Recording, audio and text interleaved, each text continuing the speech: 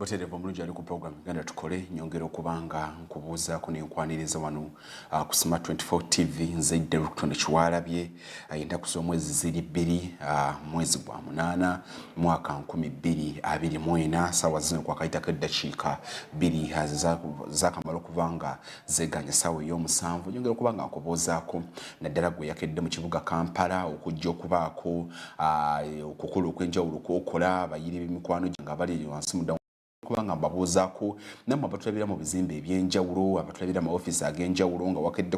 kuveewo n'ogamba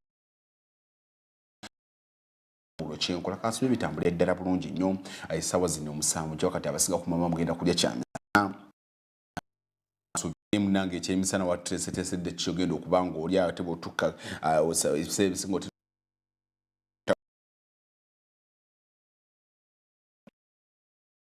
nyongera okubanga mbabuuzaako nembeebaza emirimu gye mutuusizzaako engalo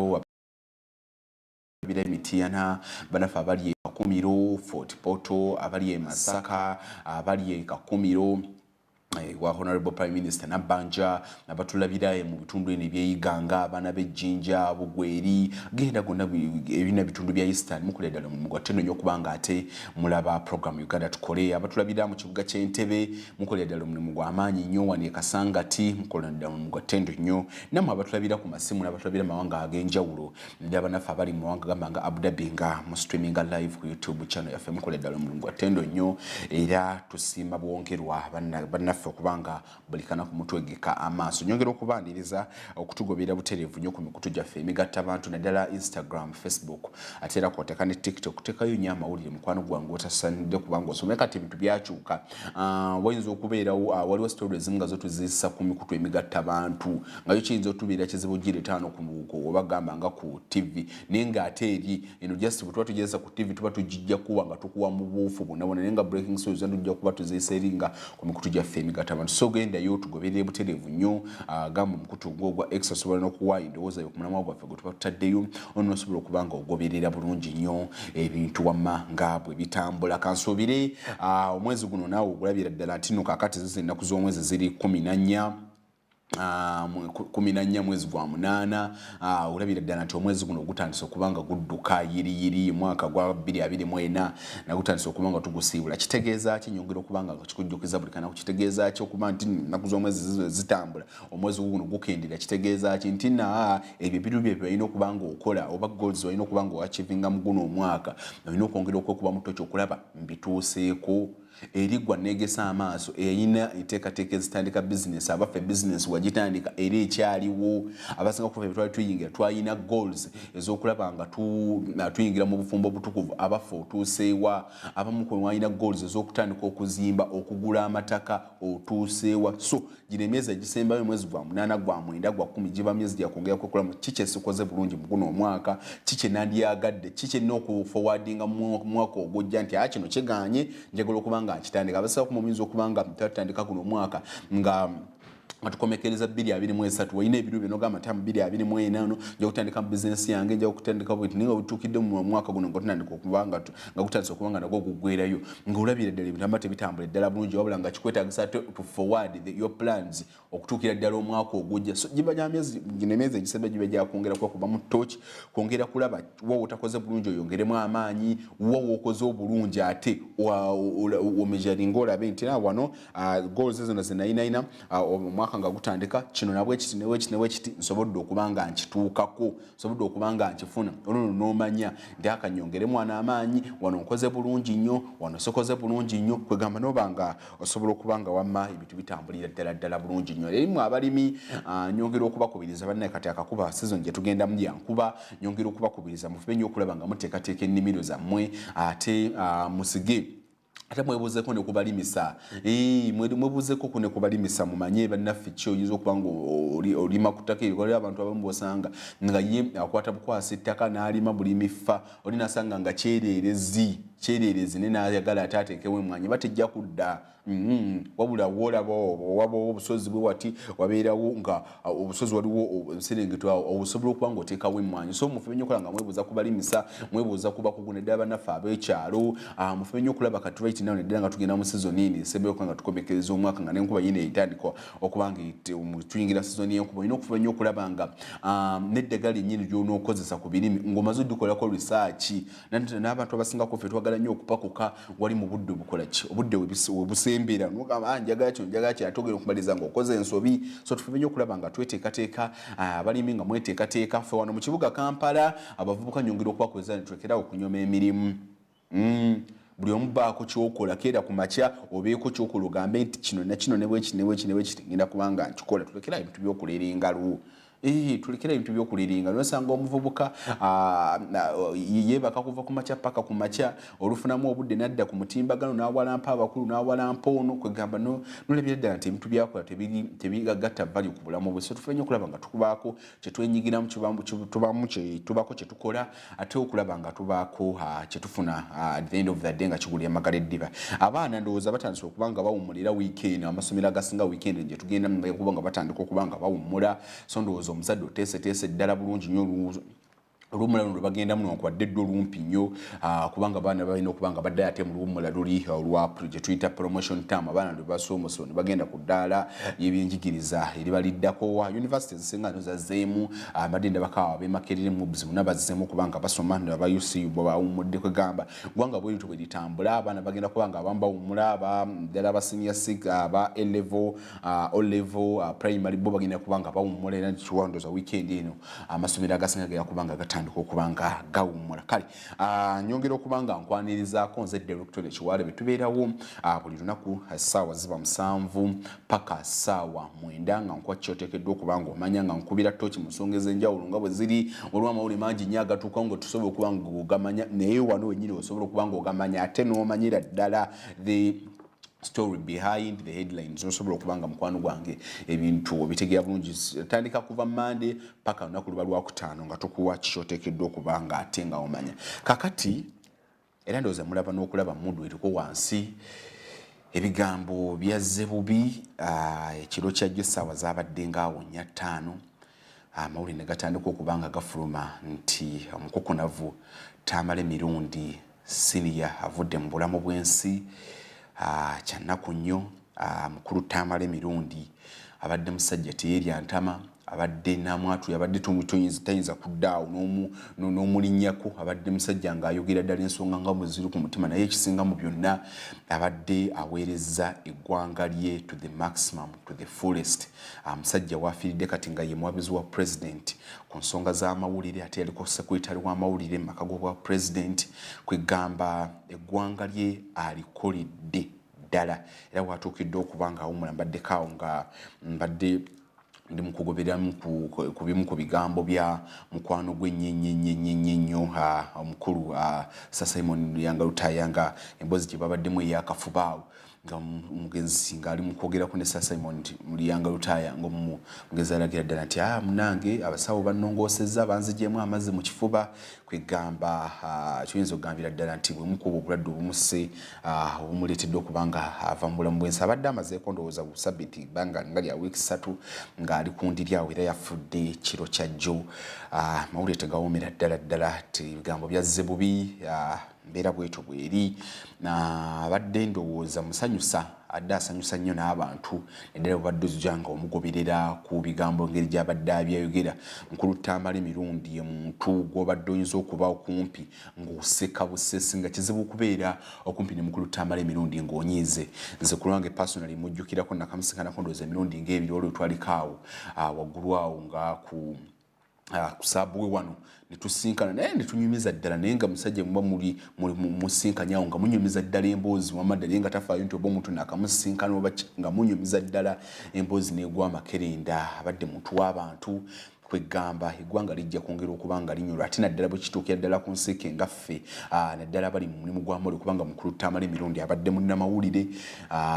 yasomera ddala amawulire ate ndowooza baba avuddewo ndowooza kati bwetegereza kati sipaani y'amawulire egenze kati ibintu tebize bulungi nnyo nti kati bwotegeeza mukulu tamale emirundi omukuba namawulire abadde bayimuka n'agamba nti kino kikyamu kino kiri bwe kiti naye ate ndowooza eggwanga lijja kumujjukira nnyo nti ensi we yatuukira nga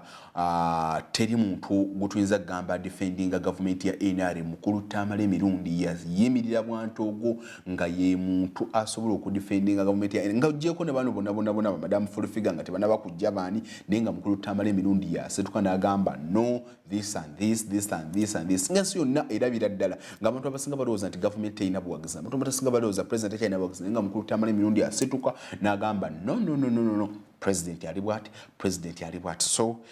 mawulire tegazze bulungi nnyo mbadde ndabakaawo omukulu tamale mirundi junior ng'afulumya enteekateeka y'okuziika ng'alaga agenda kuziikibwa lunaku kujja kubeera lwa Sunday bingi bye tukyakolako naye nga kitalo nnyo nnyini ddala ebigambo byajjidde ddala bubi ate biwoomyako nakabululu era mikwano gy'omugenzi ddala mbadde okumpira bo basanga kugamba buli omu badde ndabakaawo ne omukubiriza wa parliament omukyala Anita Among ng'alaga tuusa obubaka obusaasira ndabyekaawo ne mukyala ne minisita w'akanyigo k'eruweero Ruth Kaboyo naye ng'aweereza obubaka obusaasira kwegamba mukulu tamale emirundi ono akutte ku bantu bangi nnyo ate ye muntu gw'obadde nga ne bw'omukubira essimu ajja gikwata naddala nga tali mu budde bwe nga tali busy oba nga tali ku interview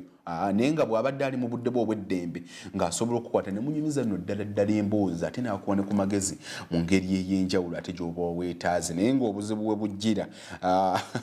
ng'omusanze ku interview awo ng'ayina gw'abadde oba ng'ayogera ne bannamuli abadde awa nnyo ekitiibwa omulimu guno ogw'amawulire era nga ne bw'abeera ku interview bw'ati ng'ayogerako eri aba n'omukubira essimu nga muyinza okuviirawo ddala obyera ng'agamba andeka sooka ondeke mmalirize nkyayogerako eri eggwanga obadde ki kwegamba abadde awa nnyo ekitiibwa omulimu gw'amawulire era nga bw'abeera mu maaso ga kamera afuba nnyo okulaba nga tafuna any obstruction oba kintu kimutataaganya naye amukubidde essimu ani abadde so ndowooza mu nseke y'amawulire ate tujja kuba nga tumusuubwa nnyo twagala n'okusaba Katonda omwoyo gwe agulamuza ekisa ebyo byasobya Katonda waffe tumusaba abimusonyiwe amuwe eggulu amuwe ebisinga ate n'okwongera okusaasira abaana be ne ab'emikwano gye ab'eŋŋanda n'okwongera okusaasira bana NRM kubanga oyo abadde muwagizi lukulu embadde ndabako omukulu Frank Kashomba nga tasinza na kukikkiriza nti mukulu tamale emirundi avudde mu bulamu bw'ensi kale mbeera bwetu bweri bigambo byazze si birungi munamawulire munnaffe bw'atyo newankubadde yali yaganyuka naddala gano ag'oku TV gano nganze genkola naye nga bw'omusanga bw'oti akuweera ddala opinions bwafiiridde ndowooza abadde muwabuzi wa president ku nsonga z'amawulire newankubadde era bwafiiridde bingi nnyo ebibadde bitatambulira ddala bulungi nnyo ng'akyalaga obutali mativu eri gavumenti nga lagira bannange weza wena weereza nekina andibadde kagamba bwe bityo naye omukama bw'atyo yagaba ate era yajjawo kale era bwe tubingi bikyakuteekera ku nsonga eyo eya mukulu Yowaana Tamale mirundi kale ate ndowooza mukulu Tamale emirundi agenza ogenda era nga eggwanga still tukyakungubaga waliwo enjege eyagwawo weekend awo ettaka ne libuutikira abantu ettaka eryalimu Kasasiro ne libuutikira abantu ekiteezaawo omuwendo gw'abantu gugenda gulinnya ne wenjogerera nakwegulwo omulambo gw'omuntu ogwavuddeyo gwe basobodde okuba nga bannyulula wansi eyo kwegamba ebigambo tebitambulira ddala bulungi nnyo mu ggwanga tuba tukyali mugana amaziga ate netugwa mugana amaziga naye tusabira ddala Katonda omuyinza wa buli kantu agumye famire z'abantu famire ya Tamale emirundi ate era kwoteka n'abantu bennyini famire z'abantu abaluguzeemu obulamu ku ludda olwa Kiteezi n'abalwadde ayongera okuba nga abasosa nalya byekaawo gavumenti yavuddeyo nnyo n'eteekaawo ku ssomero lya Kiteezi n'eteekawo ku kisaawa ku ssomero lya Kiteezi n'eteekawo tenti naddala abantu ababadde bajja eri ekiteezi bali awo kwongera kugamba bintu bitatambulira ddala bwe bityo n'ennaku lw'ejjo parliament yakubaganye yakubye tooki mu nsonga eyo yaragidde obutali bumativu ku ngeri gavumenti engeri gyekwatamu ebintu erinda nnyo ebintu nebimala bigwawo bintu bitambula bwe bityo naye kyonna kyekiri ng'eggwanga tukyali bagumu tujja kubanga tumalirako ddala kasika tubanga twekwasiza ddala Mukama kakati olunaku lw'eggulo kooti yavuddeyo ku makya kooti nesala eggoye mu musango omukulu Bwete gwe yali yawawaabira ba commissioners ng'abavunaana okuba nga beegabanya omusimbi mu ngeri gyayita ey'amancoolo. Kooti newe nsalayo n'agamba nti mukulu Bwete okusinziira ffe kooti ngeri gye tunuddemu ensonga nga bwe ziri ensimbi ba commissioners bano ze beegabanya oba ze baafuna ensimbi zaayita mu mateeka zaayita bulungi nnyo Parliament n'eziyisa era ne zisoma ne mu budget eyawamu obukiiko bwa Parliament bonna bwakimanyaako era ensonga yaliyo ne cabinet yennyini ne president yennyini yamanya kati kwegamba ba commissioners tebaali yanguzi. Kakati oluvannyuma lwa kooti okuwa ensala yaayo kyenayagadde mu kooti yalulinze negamba nti oludda olwawaabira naluno olwawaaba mwenna mwesasule tewali agenda kuliyirira munne. Naye oluvannyuma otwalabyeko omukulu Mathias Mpuuga Nsamba Nnyendo Mukungwe gyakiikirira eyo mu Buddu n'avaayo n'ayogerako eri bannamawulire n'ayongera okutangaaza ku nsonga nga bwe zitambula bwe yaragidde n'agamba nti nsookereredde abo bonna ababadde balowooza ne bagamba nti nno mmwe ensimbi twazibba bubbe ffe ensimbi tetwazibba Parliament eyaziyisa bannaffe abo tebaagala kusoma. Kama nayongera okutanya ku nsonga eno n'okusalawo kwa kooti engeri gye yasaze naye n'ayongera okusekerera naddala abaka ba Parliament abaavaayo mbu basayininga omukono bagamba ffe tusayinize twagala kujamba commissioners mmwe temwasoma bintu bino bannange bintu temwabitegeera mukiraba bannange bintu temwabitegeera era ekiwandiiko ekyo mulabye ne kooti yino ekikoze ekyogedde mpereza aloka message era nga baddaga kakati service award zoko jaga soke okuwa ku mukulu Mathias Mpuuga ono ngattanya ku nsonga eno naddala ebadde Jemuvuna nalabyeko ekinjawulo kyayogera n'agamba nti ekibiina kyange ekya National Unity Platform kizze nnyo nga kinnima empindi ku mabega nga kyogerera amafuukuule nze ndowooza enkola ennungamu yandibadde yeetonda. Mukulu Mathias Mpuuga era bingi byayogeddeko awo n'ayongera okuba nga ttaanya n'alangira n'okulangira nti mu nnaku ntono nnyo ajja kuba nga gyatugamba kikyazzaako naddala abadde bajja babuuzabuuza kikyazzaako naddala ku nsonga z'ebyobufuzi n'akola kibiina oba taakola ekibiina ajja kuba president oba tajja kuba president. Njagala nsooke nkuwa ku mukulu Mathias Mpuuga ono Nsamba nkomewo tandikira.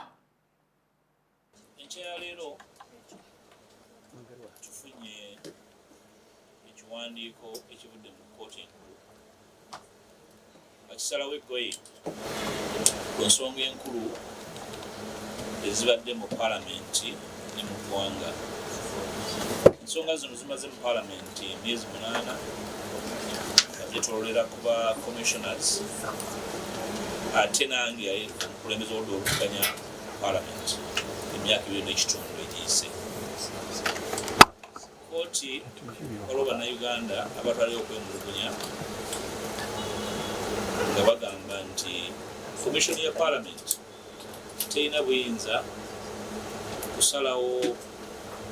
ngeri y'ewakasiimo abakozi baayo.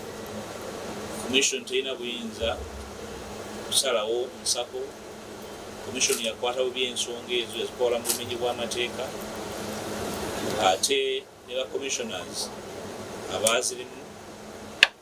era baali munakyekubiira kubanga baatula mu lukiiko okusalawo ensonga ebakwatako. Ensonga ezo kooti ezisazeewo eggoye era negamba nti olukiiko lwa commission ya Parliament terwamenya tteeka lyonna oba ssemateeka oba amateeka gafuga Parliament. N'olwekyo twaliwo nsonga yonna yeekwasa ku bulyake oba kubuzaabuza nsimbi y'amawa musolo. Ensonga enkulu ebadde erumya bannayuganda omutwe abamu bambi butamanya oba ne mu butiitiizi baduuka n'okulowooza nti oba oli awo abantu abafaanana nga nze basobola okugenda mu kyagi ky'eggwanga ne bajjamu kye baagala ne bakuuna nakyo obumenyi bw'amateeka. Njagala okwebaza kkooti okusalawo nandibadde eruddewo kubanga ensonga eno kumpi emaze emyezi 4 kooti naye nga mu kutambula kwayo abamu ku ffe tuwalampibwa tutyoboolebwa batumya empindi ku mabega n'okwogera swakaba yenna agendera ku ebyo. Okusalawo kwa kkooti kuyambe bannayuganda bonna abadde bakementerwa emmeeme abadde babuzaabuzibwa kiyambe n'abo abadde baliira ku linnya lyange n'eri abalala ekyemisana banonye ebyokukola ebituufu naddala ababaka ba palamenti babbula bikola n'abamaze wano ebisanja 3-5 naye nga tebafunanga na mukisa kutegeera palamenti bwetambula palamenti basaba abatwala obudde bwabwe kooti kyetawandiise singa badde wandiise mu Luganda yandibagambye nti bakibugwe naye ndowooza mu kuvunula okw'amangu kyebagambye nti bakibugwe oba oli awo aba basindika mu palamenti omuliro bakuba mu tooki ensonga ezo tumalidde obudde si lwakuba nti abafaananga nze tebalina kubuuzibwa nga balina kyebakoze ekyokubuuzibwa si musango naye okugufuula omugano ekimu ku byewuunyisa nti abadde beemulugunya be bawaabi be balamuzi era nga balina ensala yaabwe ku buli nsonga era abadde bayita kumpi olunaku okubabuulira nga bwe basaladde omusango gwabwe era nga bo bawanguzi ezobeera mukulembeze ku ddaali ebyo ate nga nabamu mpulira bannamateeka oba bagasomera wasimanyi n'oba nga weemulugunya nga gwe awaddeyo empaabi ate gwe mulamuzi ekyo nno kyabulabi nnyo naddala omuntu yenna ng'alinnyako ku lubaawo olusomesa amateeka yala kwebaza kooti nandibadde nnyo lyesikkanya naye kubye twandise mu nsala yayo empanvu naddala ensonga ekwata ku kugamba nti kiraaka ensonga ya ex-gratia yandibadde agiyita kirala si kyeyagiyita n'olwekyo akangavula ndowooza bwemala okugamba talina teeka lyeyamenya ate simanyi ensonga kwosinzira ku mukangavula naye mu nkola yaffe bannamateeka bw'oba nga weemulugunyiza okusalawo kwa kooti tokolimira nkolimire okugenda n'ojulira oba n'osaba kooti yennyini yesaze n'omulamuzi esaze omusango addemu atulire ensala gyetuyita review Ggwanga nga wali munnamateeka ajja kuwuga ku nsonga ezo ekyo kiri gyali yengwa muntu kubanga kikwata ku buvunaanyizibwa bwe na mulimu gwe naye mu byonna ekisinga obukulu okusalawo eggoye nti situbba nga asimbira n'owa musolo tetuli balyake netweyagalizangako ensonga ezo ziri mu mateeka ate twazifuna ensimbi mutuufu bwazo ekibeera ekisinga obukulu njala kulowooza nti basajja bakulu ne bakazi bakulu abadde bakufudde omukano okundirako ekyemisana n'ekyenkya ng'akunzira ku batamiirira bajja kuddamu balowooze kwebyo ebisobola okubazza mu bantu babeera ab'omugaso ng'abakulembeze abato ebyo bitumalidde obudde naye nga gasaba Bannayuganda nti ekinvunaanibwa nkimanyi naye sijja kivaako nze simanyi bakulembeze bannambalujega bwe batuula bwe balya ne boogera sijja fuuka nnambalujega naye njala kusaba n'ababaka ba palamenti naddala abafa b'opposition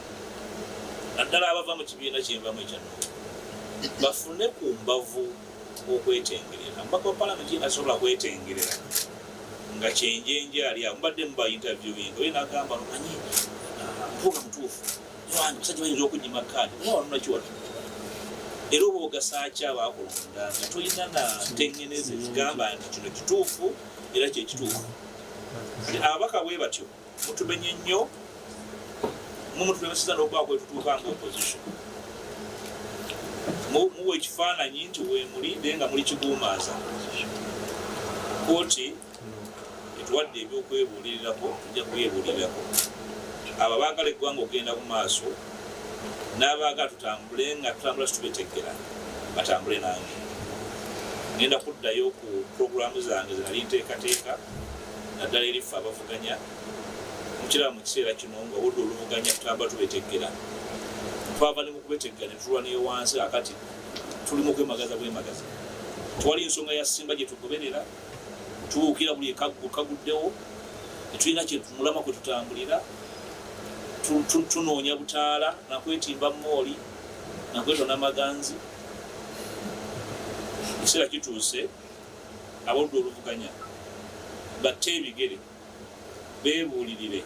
kiki kye baagala okutuukako okuba eggwanga essuubi tulina olugendo twagala okutambula era tululiko awo nze bwe ngenda okudda abo n'atambula nange bankubirimu bw'atyo mukulu Mathias Mpuuga Nsamba Kamishona wa Parliament omubaka wa Nnyendo Mukungwe ng'ayongera okuttaanya ku nsonga ez'enjawulo era babadde babibungeesa nti munnaffe ba commissioners baalyanguzi ndowooza kkooti mwagiwulidde kati kye tulindiridde kwe kulaba kiisetteeserezo w'eggwanga oba Parliament kyezzaako naddala ku nsonga ezo abaffe zinaleetebwa ku ffulu ababaka bongera okuba nga bazitunuulira bongera okuba nga bazikuba mu tooki wamma ebintu nga bwe bitambula naye era still kooti egenza okutuuka okuwa ensala yaayo naye ng'emikono egijjamu ba commissioners obwesige gyawera dda era omukulu Theodore Ssekikubo omubaka wa Lwemiyaga yali yagiwaayo wa Kiraaka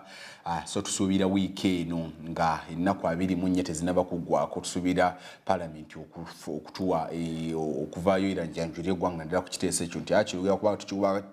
tukyogerako bwe tutyo tugera kuba tukitunula bwe tuti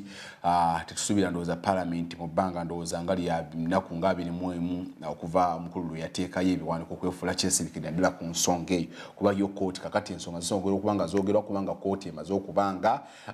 w'ensalo yaayo ku nsonga nga bwe zitambulira oluuyi olwo kale ebimu ku ebyo byenfuna state amakago bwa president geddiza enteekateeka y'okuziika abadde omuwabuzi wa president ku nsonga z'amawulire yatuvudde maaso eyafudde ekiro ky'ejjo omukulu kati omugenzi Tamale Mirundi Junior mbadde ndaba wano obuzimu ku enteekateeka leero emmisa egenda kuba esomebwawo mu maka ge ate oluvannyuma ajja kuba ng'aziikibwa lunaku lujja kubeera lwa Sande bingi byaleeta naye nga amakago ga president oba state house yeddizza enteekateeka z'okuziika ez'omulundi guno abadde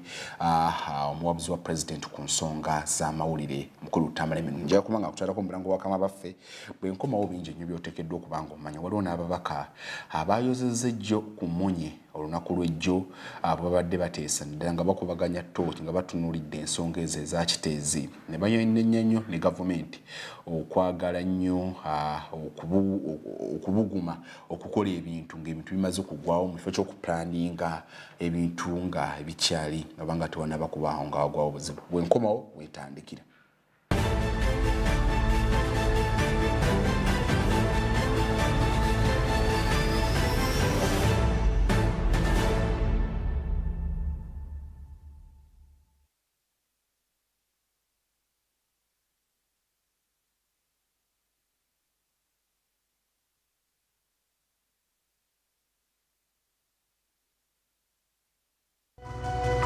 Smart 24, driving business.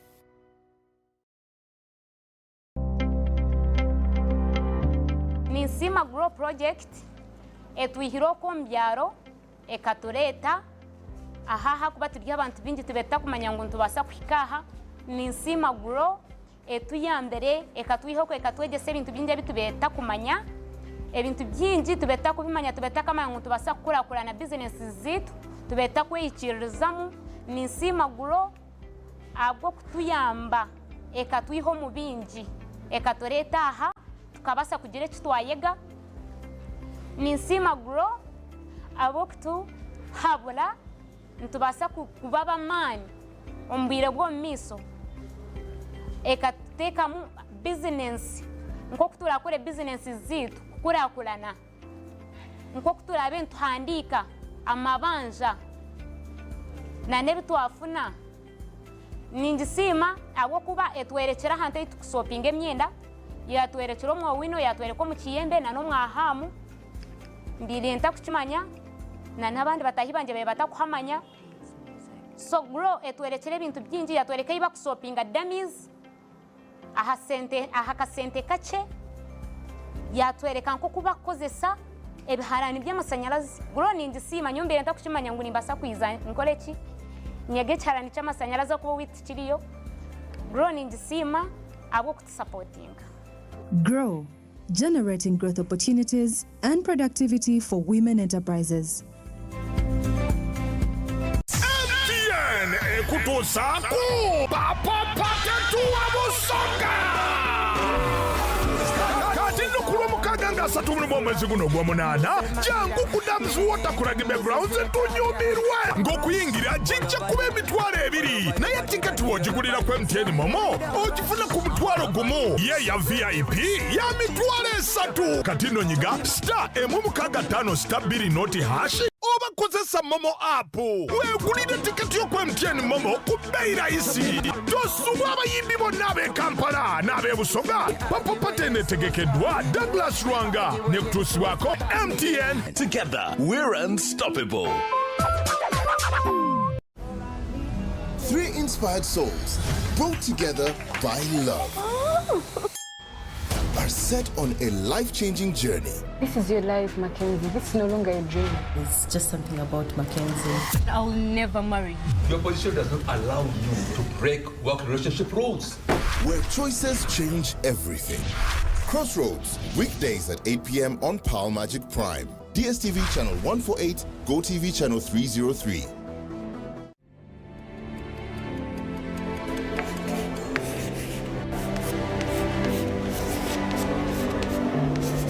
This is Jordan. When it comes to classwork, Jordan is magic. Jordan shines. Jordan makes his peers better. Jordan is a true leader. White Star Magic family. Be a leader. Be magic.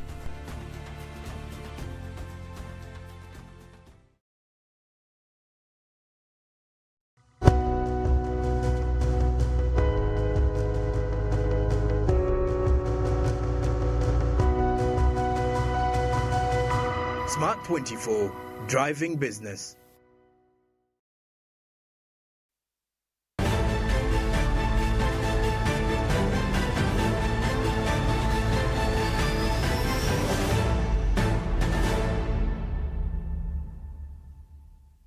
Tere bunyongero kubanga kulisayo mulango babakama baffe gwa mulungi akyekumbidde ku program Uganda Tukole nkyali director ne Kiwalabye nkyakuyisa mu zino isaawa 7 ndaba kwakayitako eddakiika 3 ezakaita kubanga zeganye essaawa y'omusanvu kansubye ebitambulira ddala bulungi nnyo nga bwe nakutegezaako mu kintu kyaffe sosefe mu ggwanga wano kwetululiza eggwanga lyonna tebikyanaba kubanga bitambulira ddala bulungi nnyo tubadde tukyakungubagira bannaffe abali oluyi luli olwakiteeza ate kiro kyajjo twagenza okulya nti ate amawulire agajjira ddala gava mu ddwaliro ekisubi tegawoma nnakabululu ogw'okufa kwa abadde omubuzi wa president ku nsonga z'amawulire omukulu Tamale Mirundi badde ndabakawo government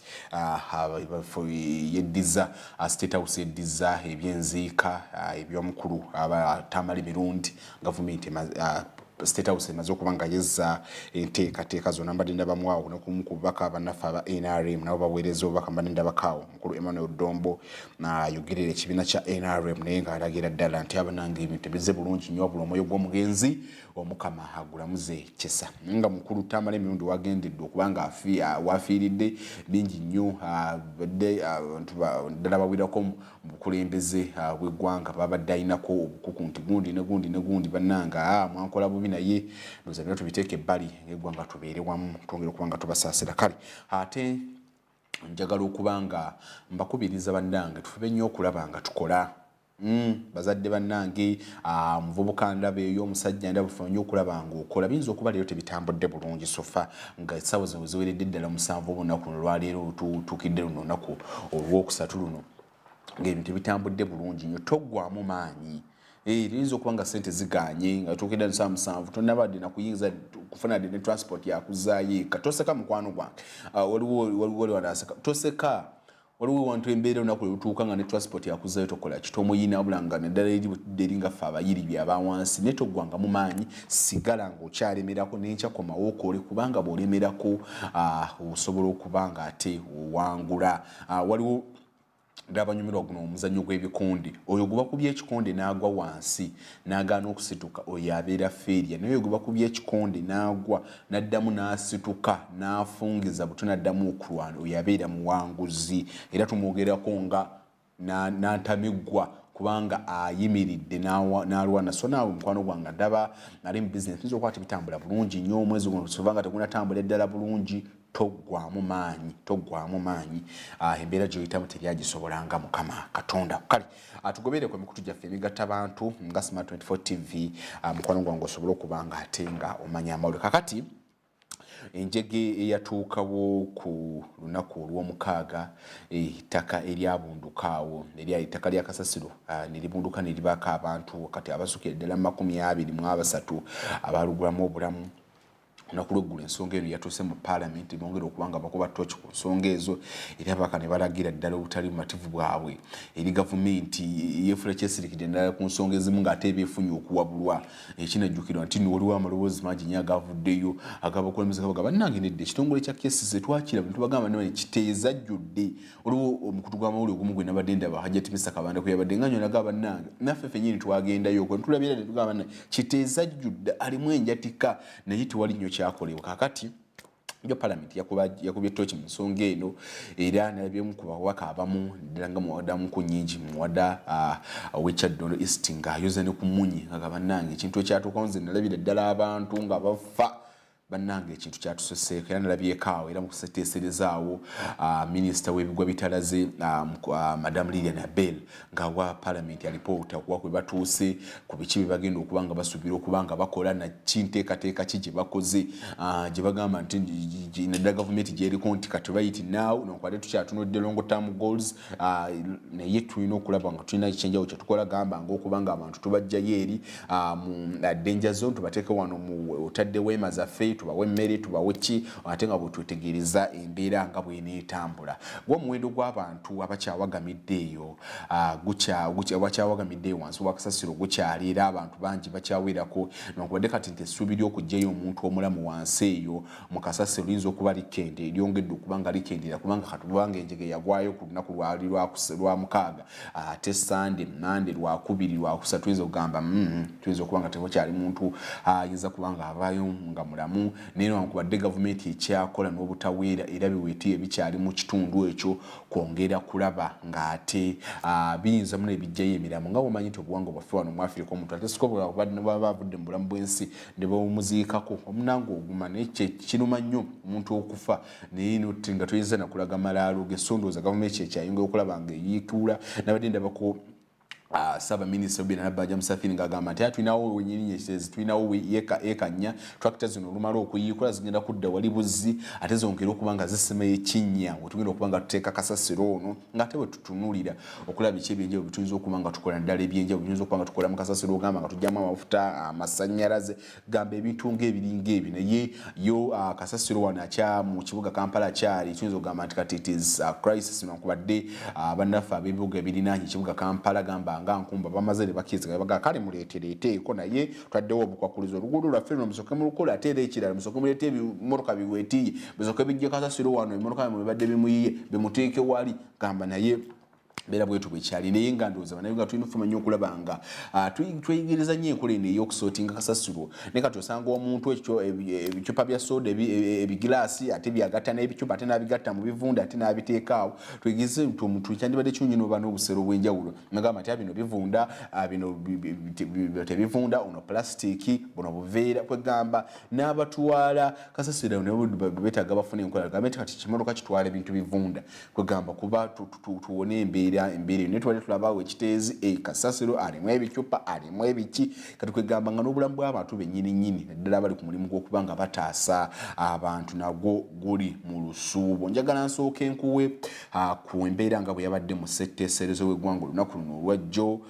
nkomewo nkunnyonnyole ku kyoteekeddwa okuba nga omanya naddala ku mbeera eyakiteezi naki gavumenti kyepulaninga okuba nga ekola naddala ku Kasasiro kati right now azzeemu okufuuka ekizibu mu kibuga Kampala tera kwoteeka waliwo n'amawulire agamu agalaga nti n'abakungu abamu mu kitongole kya KCCA bakwatiddwa bwenkomawo otandikire. First of all, I want to respond to some few issues raised. Right, Honorable Speaker, when we were on ground with the Member of Parliament, when I arrived and I found the Member of Parliament was being stopped, I intervened and inquired from the security. And they told me they didn't want the huge number of the team the Member of Parliament was moving with to access the areas which were dangerous, because those people would also be at a risk. And that is why they were stopping him. And later on, when he talked to his team, they stayed back, he came on board, and we continued working together. Right Honorable Speaker, issues of disaster requires emergency response. And sometimes, when something has just happened, and that's why I did mention that I want to thank the locals in that area. There was shift to come in and respond. As on the side of government, we had to assemble a team, because the Ministry of Disaster doesn't respond alone. The Ministry of Works came on board, UPDF and the rest came on board, and that's how we were able to execute what we did. Now, the tent that was temporarily provided is to provide shelter to those whose homes were affected and didn't have where to go. And we realized it would be very important that food is provided for them immediately. And Right Honorable Speaker, I delivered food that very day. The items, the non-food items that the Member of Parliament talked about could not be distributed immediately because we needed to mobilize people to come, to pass information to them. And when I held a meeting with the local leaders, requested them to give directions to the people, let them know that there is a tent provided for them. They rolled on and continued mobilizing. People kept on coming. And today, right now, as I speak, Right Honorable Speaker, we have 85 people in the tent, and the number still continues to increase. We are going to continue providing them food and all the necessary requirements. As government looks into the details of the compensation, how it will be done, work on the list, because these are things you can't rush into doing it, because you need a clear data of those who are affected. Right Honorable Speaker, 100,000 being charged at the mortuary is not true. When I got this information, I got in touch with the officer at the Ministry of Health, and he said if anybody is asking for money, it could be conmen. I shared the contacts of the person at the mortuary with the local leaders and told them if anybody asks for money, they should let me know. If there is anyone who has been asked for money, I really request that you give the details and that money will be refunded. Right Honorable Speaker, finally, I just want to make this clear that as we speak now, the Prime Minister is chairing a meeting on how we can handle issues of compensation and the welfare of our people who are affected. And I want to conclude by asserting that government and the Office of the Prime Minister is still committed to doing everything it takes that our people who are affected in Chitezi are supported amicably. Emotions are high and all that, but what Honorable Enos is raising is simple, that we should debate while contributing on how we can handle the emergency. For now, we handle issues of the emergency. Because I know this issue requires extensive investigations. You have heard like the issues raised by the Honorable Mwada. They are not issues you cannot just either take on their face value or dismiss when there are issues being raised by the community. So all of these issues need to be investigated. So can we, honorable colleagues, can our debate help guide in as far as handling the emergency situation for now is concerned? And then I will guide at the end on what we are going to do. Whatever can be done to support the rescue efforts. You know, even those who are risking their lives to carry out the rescue. You know, because as you've said, any time it can also fall on those ones. So we need to give more support to those who are carrying out the rescue and everyone who can make a contribution. Now, colleagues, from the submission of Honorable Mwada and the Minister for Shadow Minister for Kampala, I think I will just first request for quick responses, because some of the issues don't need to get lost into the major issues.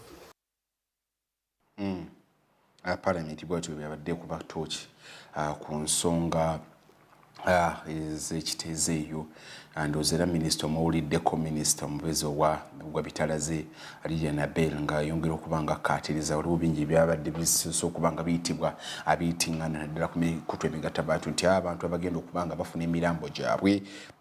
egy'abantu abo abafiiridde mu njege eyo abaggyibwako ensimbi minisitule z'omwewulidde kulagamba nti kikyamu era bwe nakitegedde ne ŋŋenda nkakase ddala kituufu wabula tewali nsimbi n'ezimu ate zesabibwa muntu yenna za bwereere gavumenti yasasudde ebyenteekateeka ate era ndoza tulabyeko awo n'omukulembeze w'eggwanga nga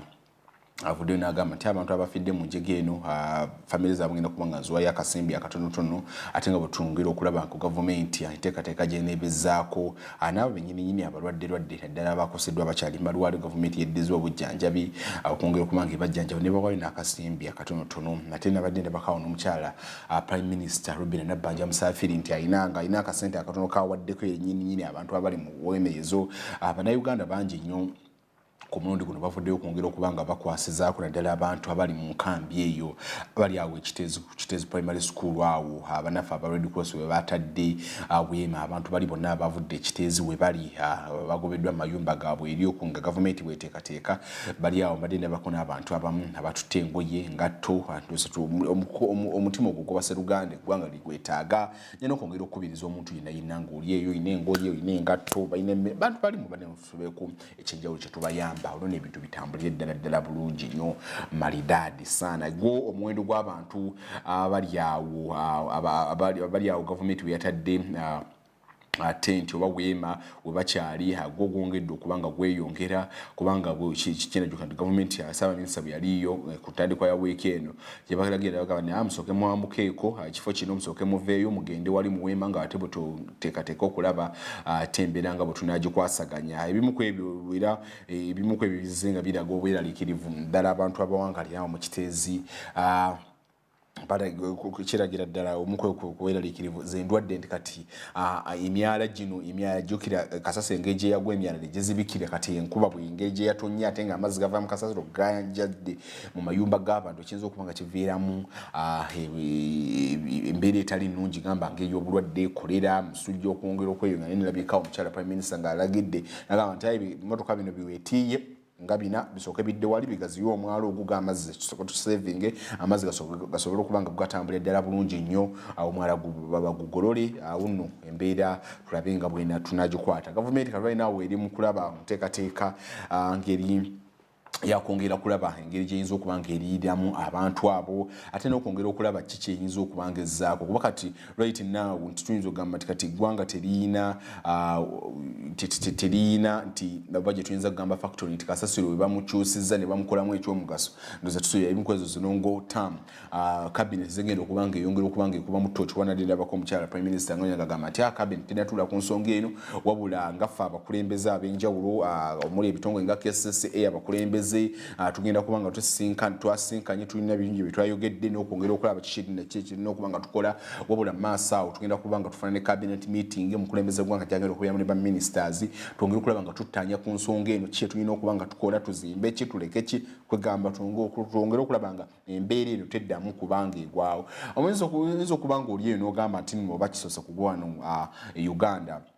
kasasiro okubunduka ne mu ggwanga lya Nigeria kyatuukayo okwo mu ggwanga lya Ethiopia kyatuukirayo nno ddala era abawerako abantu abasukira ddala ne mu 10 ne basobola okuba nga balugulamu obulamu naye ffe twebaza Katonda nti nno abantu omuwendo gw'abantu tugwabadde nnyo waguna nkwadde obulamu bw'omuntu ne bwabamu bwatu buli matalinga naye atuyinza okugamba nti obwenjege eno yagwawo ku makya nga abantu abasinga bagenze kubanga bakola nga bwesanga nti abantu abaaliyo abaali bakyebase baana bakyala naye singa ebigambo byajja kiro obittako endibiyiika kiro wandigambidde ddala nti nno embeera wamba amawulire gandibadde si malungi ddala kutuuka nokwadde naagaliwo si malungi naye tufenye okulaba n'abakulembeze ab'enjawulo bannange embeera nga zo mbadde ndaba amaloboozi mangi nnyo gavaayo nti waliwo n'ebbaluwa nnyingi ezawandiikibwa ngaba bane kiteezo najjudde tukyasobola kuba nga tumuteeka naye abaawo abakulu abatuula obutosi ne batuula ne bagamba tukyagira naye nga balazini bagamba nti abannange nti kino ne kino ne kino ne kino kiteezo najjudde obulabe buno butwolekedde kubanga kasasa ina ba technicals era ndowooza kyekyatanudde n'omukulembeze w'eggwanga n'agamba IGG n'agamba baakukyonoonyereza ani yasumagiridde ku mulimu gwe. You mean that these technical people they cannot see nti wano wagenda gwawo obuzibu bageza okuva nga tulabira ddala nti waliwo technicals baaliyo ne bagamba nti abana kino ne kino ne kino ne bwekiti kiteeza jjudde kyayinza kubanga tumuyo kubanga capacity wendowooza kiteziyejjula mu mwaka ndowooza gwalinga 2015 okitegera ati ndowooza ntulabako mu mwaka gwa 2016 abanafe abakristo ne bavayo ne bagula ettaka eddundu tusuubira nti kasasiro agenda kubadde eri bagenda kuba bazimba yeddundu eyo oba factory anaabanga kasasiro ono amukyusa n'amukolamu ebintu byetuyinza okuba nga tufunamu gambanga ebigimusa masannyalaze ebintu biringa ng'ebyo naye alipooti ezivaayo ziragira ddala nti waliwo yasumagiridde ku mulimu n'endowooza era waliwo ndowooza n'amaloboozi agazze nga galagira ddala ag'omukubo galaga nti waliwo abakungu abamu mu KCC abakulu abamu be bakutteko ne bagamba gusooka ojja wano tusooke twongere okuba nga tukunoonyerezaako nga tulaba lwaki wasumagiridde ku mulimu guno kubanga buli bulamu bwa muntu bw'ati gavumenti eri entitled okuuma buli muntu mu ggwanga singa enjege ng'eyegwawo abantu obulamu bw'abantu ne bugenda mu kyeyonoonere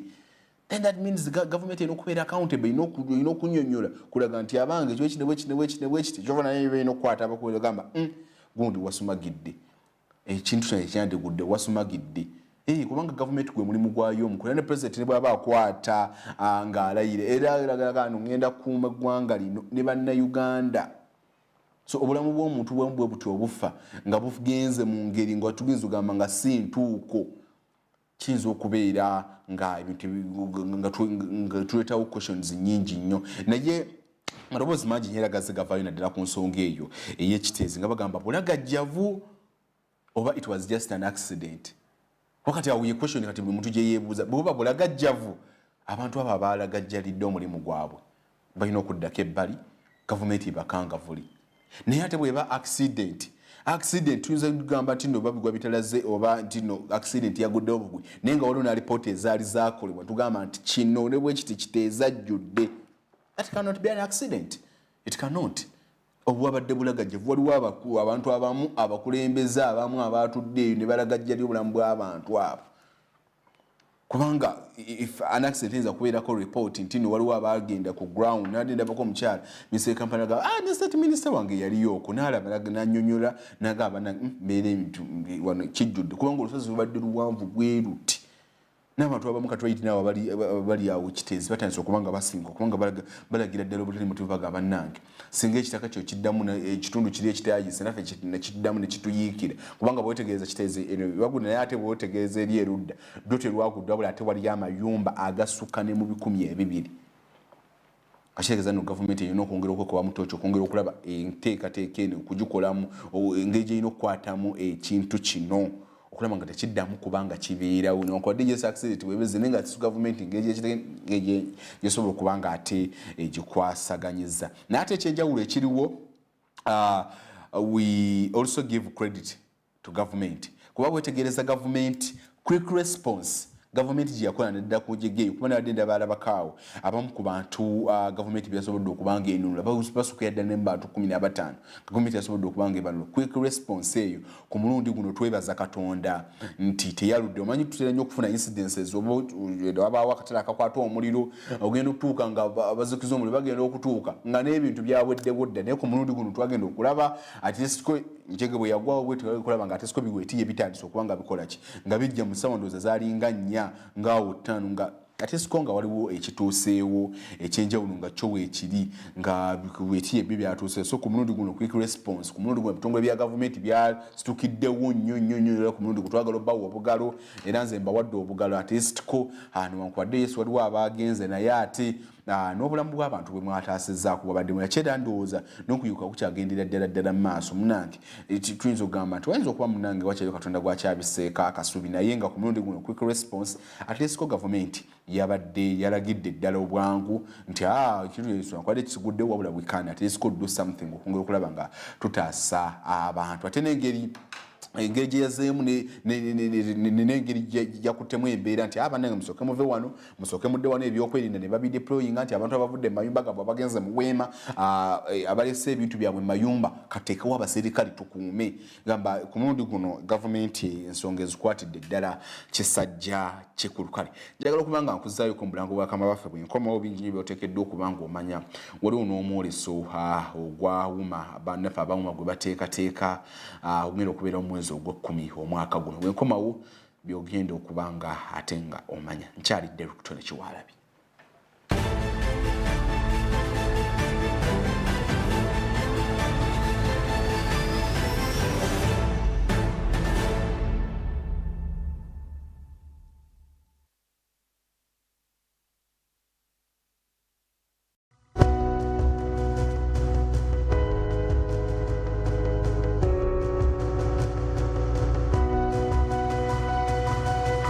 Smart 24, driving business. We all have that friend, always by your side for the big moments. Alina drama munji. And sometimes akuteka pressure. But it's always there to celebrate your wins. Where would we be without our BFF? This season, enjoy football's best moments with your BFF GoTV. Upgrade to GoTV Max to enjoy all the best football live on Super Sport. GoTV Uganda. Love it.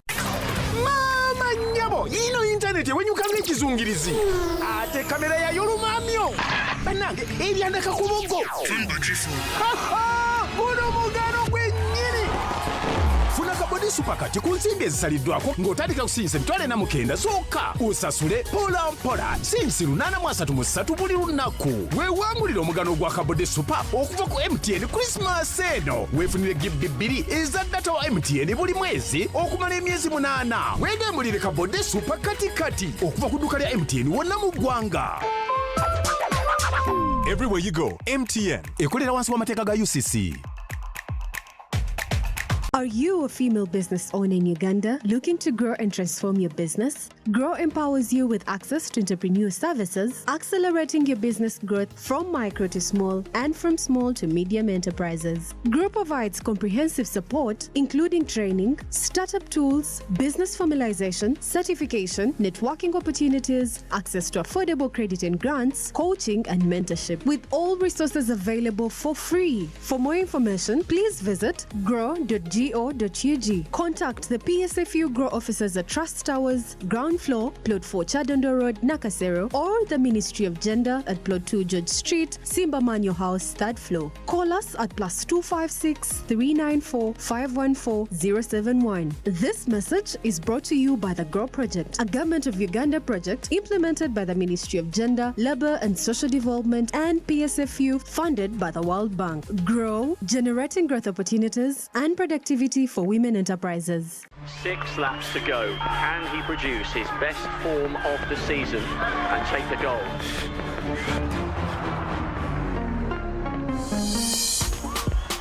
Now the race is on. This Olympics, we're celebrating the gold in all of us. It is impossible to quantify the excitement at the moment. Stay connected to GoTV to watch our athletes go for gold in the Paris 2024 Olympics. Only on Supersport. GoTV. Love it.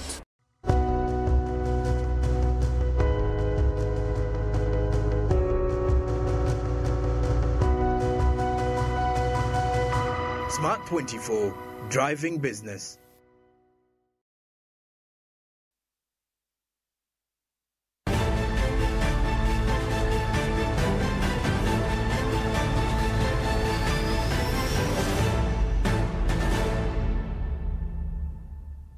Nyongera okuba nga nkulisayo embulanga bakama baffe ku mulungi ekyekumidde ku program Uganda Tukole ennaku z'omwezi ziri 14 mwezi gwa 8 mwaka 2024 ssaawa zino za 8 kwakayitako eddakiika emu kansuba ebitambulira ddala bulungi naddala gwali mu bizinensi yo olunaku olwaliiro kansuba ebitambulira ddala bulungi naddala gweyakedde okuva ku makya nojja okubaako okukola okwenjawulo okubaako munnange kuyiiya ekiguli amagala eddiba anyongera okuba nga nkuzaamu amaanyi tegenda mu maaso ng'okola gusaba nga tebitambulidde ddala bulungi nnyo mu kibuga Kampala bugumu eriri mpolampola kasana weekali mpolampola naye kakusobozesa okubanga sobola okubanga okola emirimu so gwe nateekateeka okubanga ojja mu kibuga Kampala ali mu bitundu by'eggwanga ebyenjawulo naddala gamba nga kawempengo oyaga kujja mu kibuga Kampala okubako okusobola okwenjawulo kwokola ndowooza kwe buno obudde obutuufu ate bwetegeeza n'akalepagano k'ebidduka ku nguudo ezisinga eziyingira ekibuga Kampala tekaliiko nnyo so kitegeeza kyosobola okubanga ojja ate n'obaako okusobola okwenjawulo namwe abaagala okubanga muyita mu kibuga Kampala Masaka University teri nnyo kakuba so ndowooza ebibuga ebisinga ebyenjawulo akakuba ndowooza leero eggwanga tetinaba kubako kafuna naye tumanya munnange kiyinza okubanga kituukawo so kitegeeza kiggwa ayinza okubanga ateekateeka okubanga ojja mu kibuga Kampala ndowooza olina okubanga oteekateekera ddala bulungi nnyo ogamba ng'oyitanga ne manvuuli kuba tomanya mbeera mukwano gwange eyinza okubanga gwakutansobola okutambula omanyi Abaganda bagamba nti n'okubwerinda ssebo tyensanafu etambula egaludde kamanvuuli ngaako bw'okakwata kubanga embeera y'obudde ogimanyi oyinza okugamba nti n'akasana kali mu kwakakumba ogenda otuuka wali ekiro ekyenkuba ate n'enkuba y'e Kampala mugitegeera ogenda okuva ku mini price wali ng'enkuba tetonnya ogenda okwambuka kutuuka ali ku City Square ng'enkuba efudde embanoga abange tuli ku kinaye nga gwasubira okubanga ojja mu kibuga Kampala buno obudde obutuufu kansube ebitambula ddala bulungi nnyo bannaffe abatulabira mu butale obw'enjawulo mikwano gyaffe abatulabira mu katale bwe Nakasero abali mu katale k'e Nakawa mukola ddala omulimu gwa ttenda abatulabira mu katale k'e Kajjansi Kawempe bannange twebazaali tulekaani mukola ddala omulimu gwa ttenda oyina mugamba nti ffe kasaawa ziwera 7 okutuuka ddala essaawa 9 tulina okubanga tulaba puroguramu Uganda Tukole bannange tubebaza nnyo tubibaliza ddala okubanga ate mutulaba nga Smart 24 TV tosobola no programu zaffe empitirivu nnyo ate era yonge okubanga ogobera ne kampani zaffe ez'enjawulo naddala nga bwe tuli mu mulimu ogumu naddala nga NBS radio ate era kwoteeka ne Smart FM osobola okubanga amma ogobera bulungi nnyo naddala gwe nga agenda okuba asuubira okuva nga ova mu ofiisi ogenda mu motoka otuuninga munnange noba nga owuliza ku buyimba obusendiikirivu n'ensonga nga bwe zitambula mu ggwanga lyaffe erya Uganda saawa eno era muna kutegezaako mu kitundu kyaffe kyasoose eggwanga twakeeredde mawulire mabi nnyo bigambo tebyageza kutuuka mu makya g'olunaku olwaliro ng'ebigambo naddala musiki yaffe ey'amawulire ng'ebigambo tebiwoomeza nakabululu mukulu tamala emirundi omukokunavu yavudde mu bulamu bw'ensi lunaku lwabadde lwajjo ekiro abadde ajjanjabibwawo ekisubi mu ddwaliro ly'ekisubi abadde ndabalabakaawo ku banganda nga bagamba nti badde bakamujja amazzi mu kifuba kumpi agawulira ddala obuveera nga bubiri so kyatunidde tunize na alipoota y'abasawo kyekisa omugenzi nekinakategeerako nti State House amaka g'obwa President geddiza enteekateeka z'okuziika era ng'agenda kubaziikibwa Sande leero abakungubazi bakuŋŋaanyidde mu maka ge ag'enjawulo Kabalagala ate era kwoteeka kwongera kulaba nga bakungubagira omugenzi tamala emirundi ajja kulwawo nnyo nga yeerabirwa naddala kufa ababadde bamusemberirako okumpi awo ne munyumyanyumyamuuko tujja kulwawo nnyo nga yeerabirwa si muntu abadde yeeraga si abadde yeeraga nga era ne bw'oba omusinkanye osobola okumubuuza munyumiza ddala nno emboozi naye tujja kubanga ate tukyamusuwa so gegagamu kwaga amawulire agalo tubadde tukyali mu kitalo kiri ekyabannaffe abafiiridde ekiteeza ate ntugwera mu kiro kya naffe ate tambala emirundi ate bwewetegereza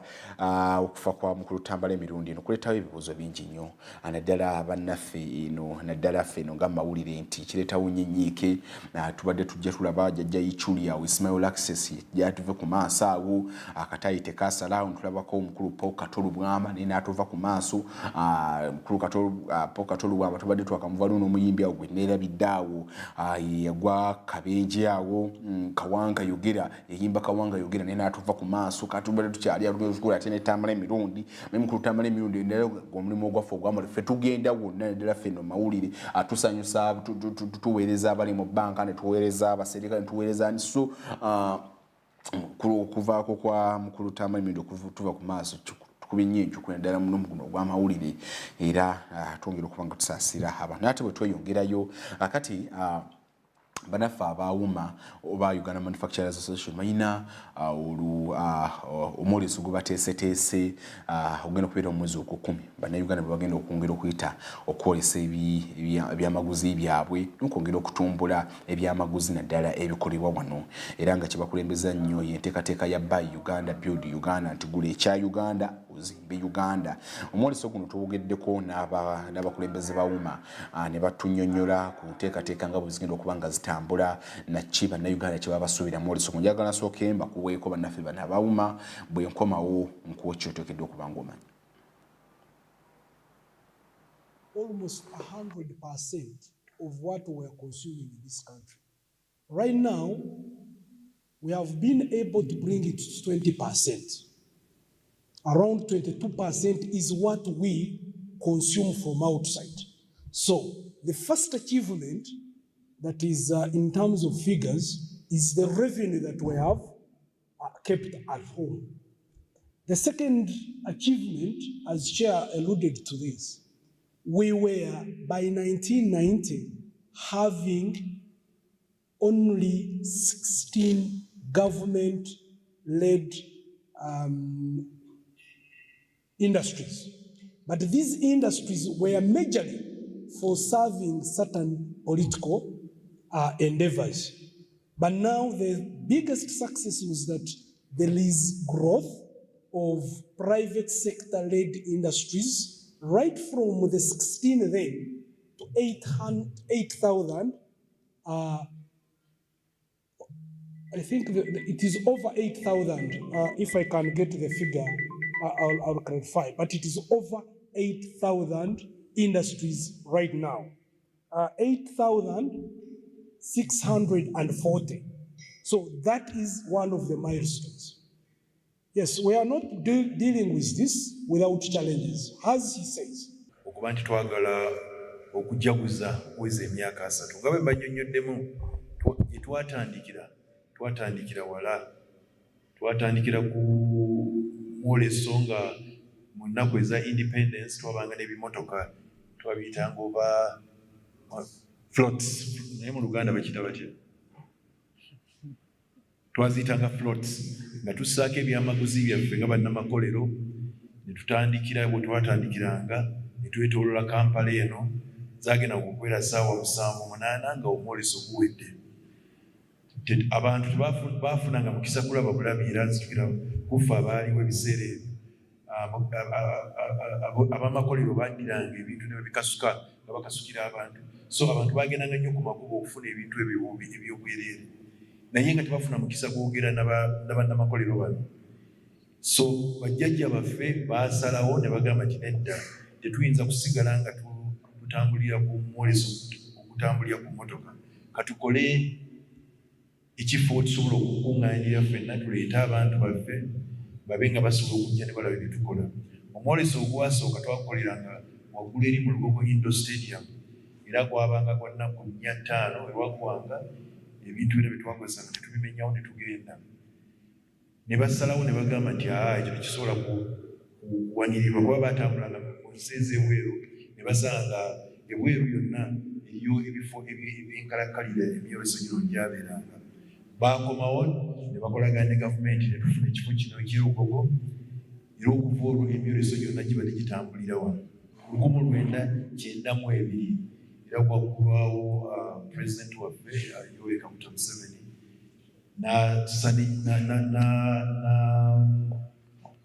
nassa omukono ne ku jjinja eryaggulawo ekifo kino. Era okuba olutambudde emyaka gyonna nga bwebadde mulaba nga tugenda twolesa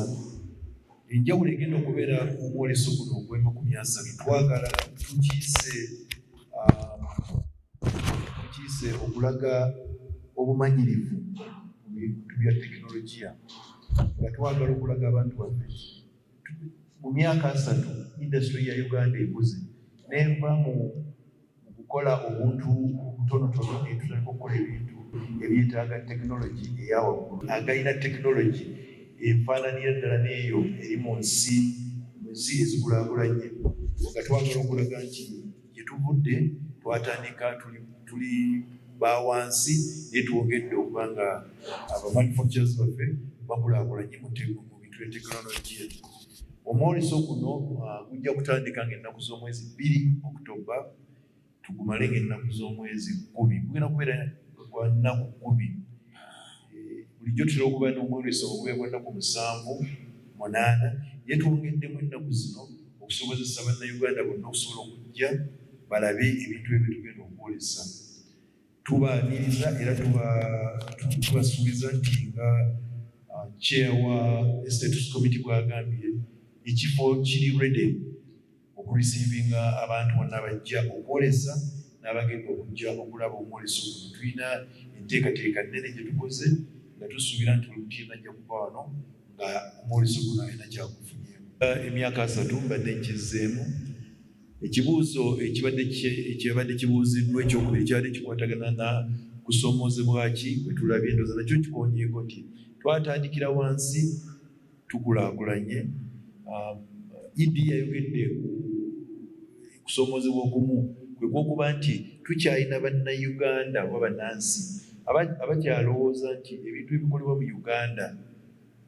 bintu bya mutindo gwa wansi. Ekintu ekyo tukikozeeko era tukyakikolerako ddala okuba nti twagala bannayuganda musiime ebintu ebikolebwa wano. Nga bwe mbannyonnyodde nti tekinologiya ekyuse, twatandikira wansi, twatandikira mu kukola ebintu ebitaali bya makulu nnyo. So we tutuuse kaakati tulina amakampuni gesaagala kumenya naye nga gakolera ku mutindo gwa waggulu nnyo okukwatagana n'okuli mu nsi ezikulaakulanye ennyo. N'olwekyo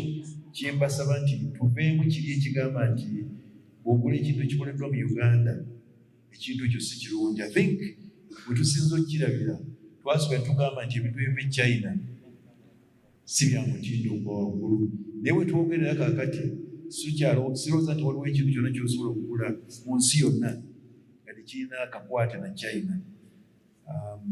Abantu abalina iPhone mukimanyi nti iPhone bagidesigningira mu America neekolebwa China era neevaayo nga ya mutindo. N'olwekyo ne Uganda nayo bwekyo bwefaanana. Gye twatandikira si gye tuli. Okusoomozebwa okwo tukufunye era ne tulongoosa mu nkola yaffe nga kye tukyasigaza kye ky'abantu baffe okukkiriza nti omutindo gwa Uganda omutindo gw'ebintu ebikolebwa mu Uganda gulongoose kinene nnyo. Yagambye nti industry zikuze. Nga bwe twatandika tulina amakolero gaali 16 ate nga gaali n'ekikwate ne gavumenti. Mujjukira ba Morocco, ba Nigeria, baali bwe batyo nga balina ekikwate ne gavumenti. Bwe twogerera olwaleero tulina amakolero 864 nga mwango mulimu ag'Abannayuganda oba agaffe ag'abannansi. Ndowooza ekitundu ekisinga obunene okusinga ekya gavumenti, kuba gavumenti amakolero agasinga yagejjako n'ega nationalizing. Kati bw'olaba nti tukulaakulanye okutuuka awo kikulaga nti kyekimu ku bye twenyumirizaamu era kyekimu bye tugenda okwogerako mu mwoleso guno ogwa30 nti gye twava erugogo waggulu wali tujja kubalaga ku bufaananyi obwo abamu temujja na kukkiriza nti ogwalinga mwoleso. Neero we tuli nti tusobola okulaga ebintu bye tukola. Najja n'atekawo ku mudaala gwe n'akola n'exhibition y'ebintu ebyo byakola. Tuvudde wala era tubalaga nti tukulaakulanye. Mwoleso gwotegekebwa bannaffe aba Uganda Manufacturers Association ogenda okutandika mu mwezi ogw'omwenda, gwe mwezi gujja kukomekkereza mu mwezi ogw'ekkumi. Bannayuganda bagenda okuyita okwongera okubanga boolesa ebyo bye bakola, ate era ndowooza emyoleso ng'egyo giba mirungi nnyo eri gwe muna bizinesi okwongera okwolesa n'okuba bizinesi abantu mu maaso. Kekaba akatali kugamba kali open kosobola okugenda omuntu n'ayita waawo n'alaba n'agamba gundi akola kino gundi akola kino gundi akola kino, kugamba okuba mwoleso okuba munene nnyo ogwa byonna ebyo bikolebwa wano mu ggwanga lyaffe erya Uganda. Era ndowooza ab'amasomero mulina okufuba nnyo okulaba ng'abaana mubaleeta bayigire ddala makati ebintu byakyuka nakwadde singa gwa tutunda nnyo obulimi wabula n'ebyobusuubuzi n'okwongera okuba nga tubikubamu ttooki nga tubitundira ab'amasomero fuba nnyo okulaba ng'abaana tebasubanga myoleso nga gye ffe twasomeranga edda nga batutwala awo emyoleso tubeera eyo ne tusoma ne tuyiga ne tulabira ddala kugamba omwana aviira ddala buto nga tuviira ddala nga tumanyi nti omulimu gw'obusuubuzi nagwo guleetera ddala ensimbi. Tufe nnyo okulaba ng'ate ebintu bitambulira ddala bulungi. Naye kansubire nti ekyemisana mukwano gwange omaze okuba ng'okirya ndowooza essaawa ziri 8:15 ndowooza ekyemisana mukwano gwange osobodde okubanga okifuna gwe atannaba kubanga okifuna nga nezikigula tonaba kubanga ozifuna toggwamu maanyi essaawa zikyabulirayo ddala tukyalina essaawa y'omwenda essaawa yo10 waliwo ekyenjawulo kisobola okubanga kikyuka manyi kati ebintu byenjawulo byakyuka manyi kati ebintu bize bikyuka osanga omuntu n'ava ewaka najja ngewaka taleseeyi wadde na 10 wadde n'ekimu agamba banemanyi kangende mu kibuga njiribe njiye nja kubaweereza ssente nenatuuka ne mu kibuga n'ayiriba ne bigaana zukano saa 8 abaana bali waka bafanjala omukyala ali waka afanjala ali awo wayayuya gamba ebintu nogamba mukama katonda wange ono mutukwatireko omusaasire omugumye naye ga mukwano gwange tusaba busaba embeera gy'oyitamu yonna yonna teri agisobolanga mukama katonda toggwamu maanyi lemerako towanika mu byonna byoba okola towanika gwetokkiriza oba bizinesi eganye oba ogikoze leero n'otayingiza oba waguddewo edduuka kuva wagguliddewo edduuka utuukiddewo essaawa zino zenaku zino oba zinesanga kwakayita ku saa 8 kwakayitako ddakiika 17 nga tewali yaguze towanika toggwamu maanyi n'olunaku lw'enkyo omanyi ebintu bya simbi bino bizibu nnyo sa nesobola okubula olunaku olwaleero n'enkya ne zibula ne Saturday paka Sunday nena wiiki n'ogwako nga zibuze naye mukwano gwange bw'olemerako ojja kuzifuna bwevo zinza okubula omwezi guno oba tekitegeeza nti n'omwezi ogujja zijja kubula zinza okugaana omwaka tekitegeeza nti n'omwaka ogujja zijja kubula kugezaako kukola kwongera kulaba nga obulamu butereera nebintu nga bitambulira ddala malidaadi saana buli wamu wooli fuba nnyo okulaba nga okola nga buli kyokola kiyingiza ensimbi ate era tufebe nnyo n'okulaba nga tukendeeza nnyo ku nsaasaanya yaffe naye osanga omuntu nnyingiza yaffe eri bweti ntonotono naye nga ate ensaasanya tufe nnyo okulaba nga n'emiwaatu egyo egisaasaanya ssente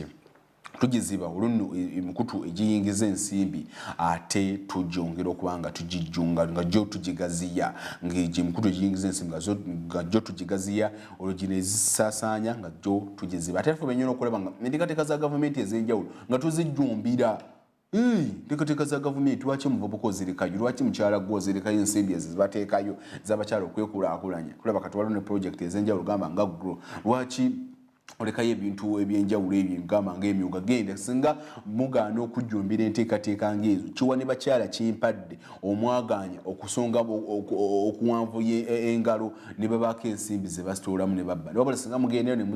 ne muzitwala ne muzikozesa ne bakyala kimpadde abazibba aba abazikumpanya baba tebalina mukisa kubanga obusinga emyoga ng'egyo mugendako paali nga kati tulaba nti parish development model ne mutuukayo nga buli muntu ayagala ensimbi ate banazibba batya tebajja kubanga baziba tufe nnyo okola nga n'enteekateeka za gavumenti tuzijjumbira neddala mwe abali mu kibuga bali mu kibuga tufunye okulaba nga enteekateeka ezo ate tuzijjumbira kale kansonga etambulira ddala bulungi nnyo neddala gwe omulungi akyatwegesa amaaso neddala mmwe njagala tutumirako mu ngeri y'enjawulo muzikirize ntumireko mu ngeri y'enjawulo abantu abatulabira mu forex bureaus amanyi TV esinga okulabirwa ddala mu forex bureaus olw'ensonga nti nno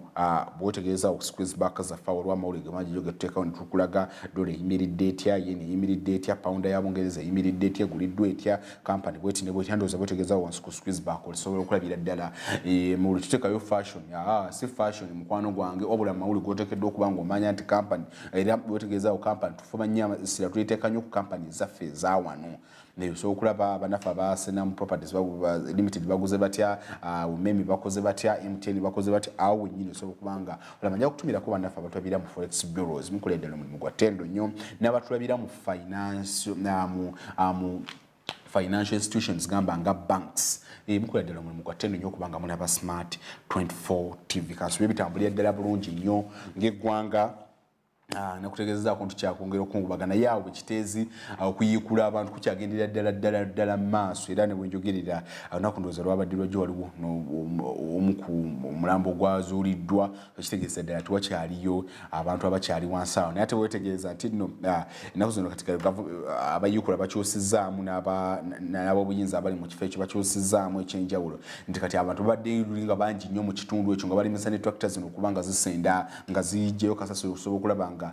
omulimu gumaliriza ne bagamba nti amuddeko ebbali mubeere eno kati gwe omuntu nga oli wa kitundu kino wabula ng'ogamba nti ennyumba yabadde gwe twagala osembere ogambe nti abanga muyiikulaawo ennyumba yange we yabadde musinga okuyiikula kasasiro yenna yenna kiyinza okutwalira ddala ebbanga ate nga bw'omanyi nti n'omuntu katuyinza okugambira ddala omuntu eyaziikibwa kasasiro ku lunaku olw'omukaaga obutuukidde olunaku luno olwaleero ayinza okuba nga tafaananika bulungi nnyo nga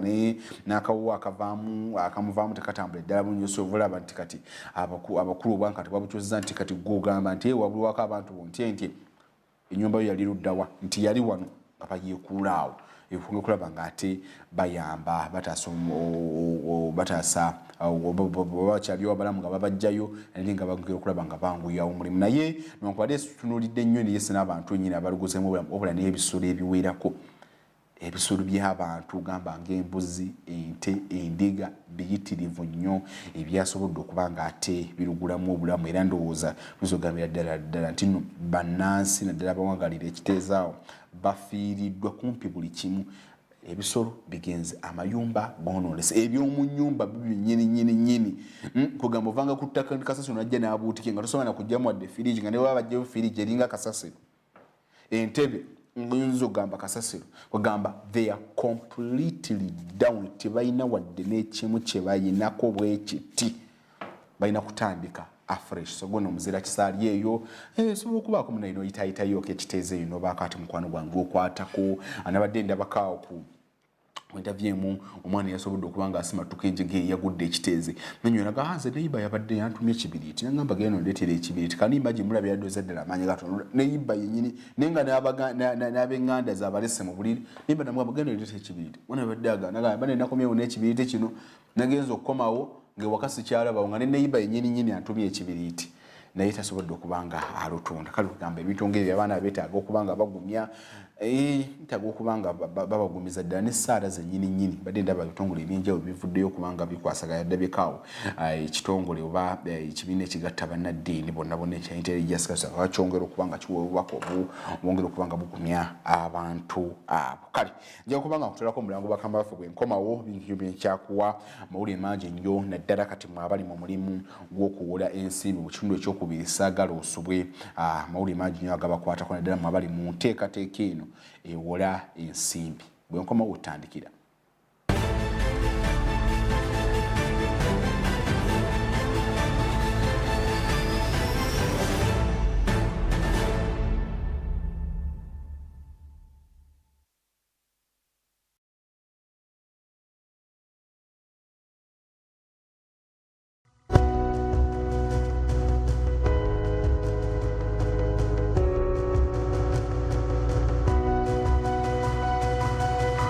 Smart 24, driving business.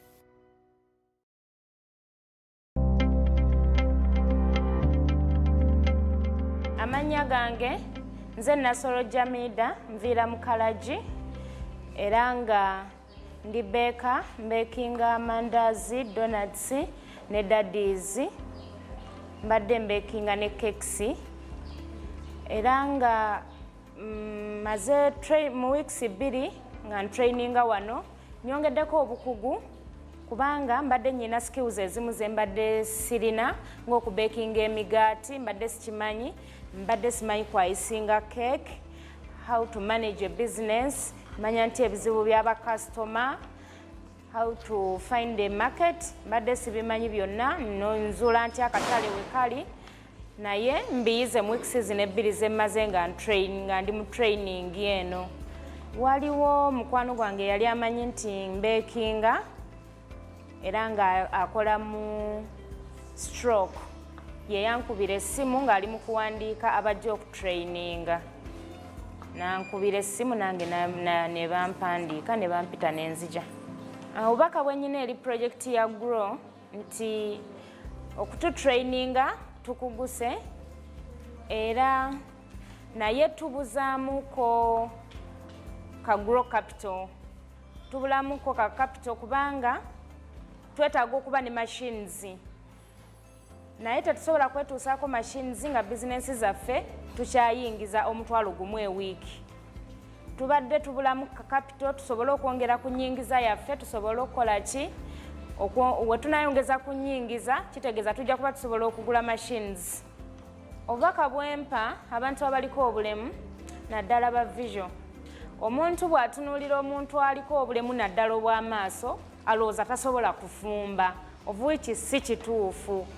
Mulekerawo okwenyooma, musituke, mukolere wamu, tuleme kufuuka mugugu eri abo abantu be tubeera nabo. Grow, generating growth opportunities and productivity for women enterprises.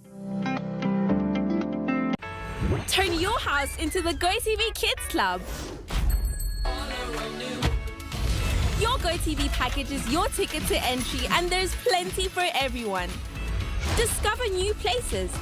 play along with wacky characters, and learn fun facts and essential skills. So get and stay connected to GoTV for 24-hour access to the GoTV Kids Club at home and on the go with GoTV Stream.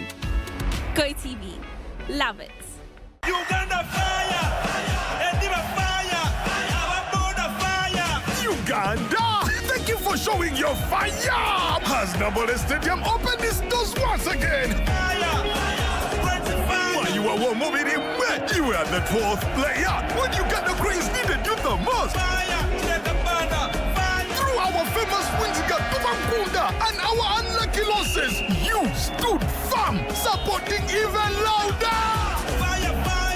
Now, as Uganda Cranes take on South Africa and Congo this September, South Sudan in October, and play our second legs against South Africa and Congo in November, bring even more fire! Because with your support, Uganda Cranes is unstoppable! Uganda fire! Proudly brought to you by MTN, the #1 supporter of Uganda Cranes. Together, we are unstoppable.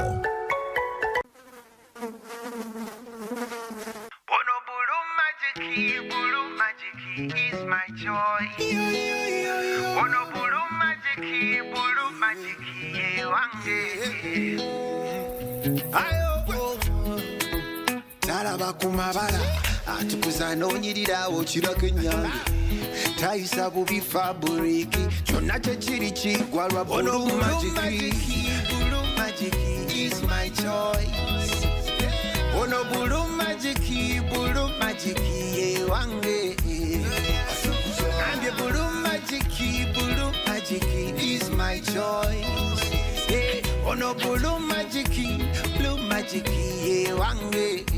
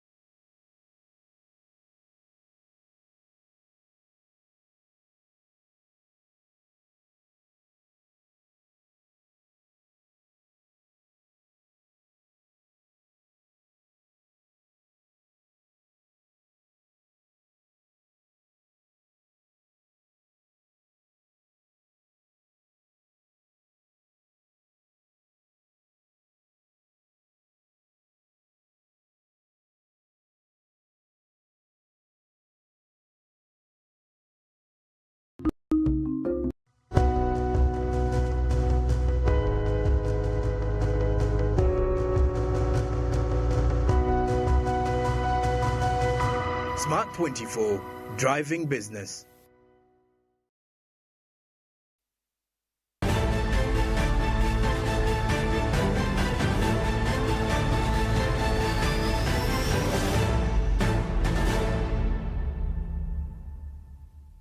Mutelefu nyongera okubanga nkulisayo embulango babakama baffe gwe mulungi akyatwegesa amaaso ono ku program Uganda Tukole nkyali Derrickton Kiwalabye bwe kyakutwalaganya zizina eddakiika 32 zimaze okubanga zigaana essaawa 8 ai budde buno kati tugendamu buno saa 9 essaawa 10 kibwa budde bwakwongera kubanga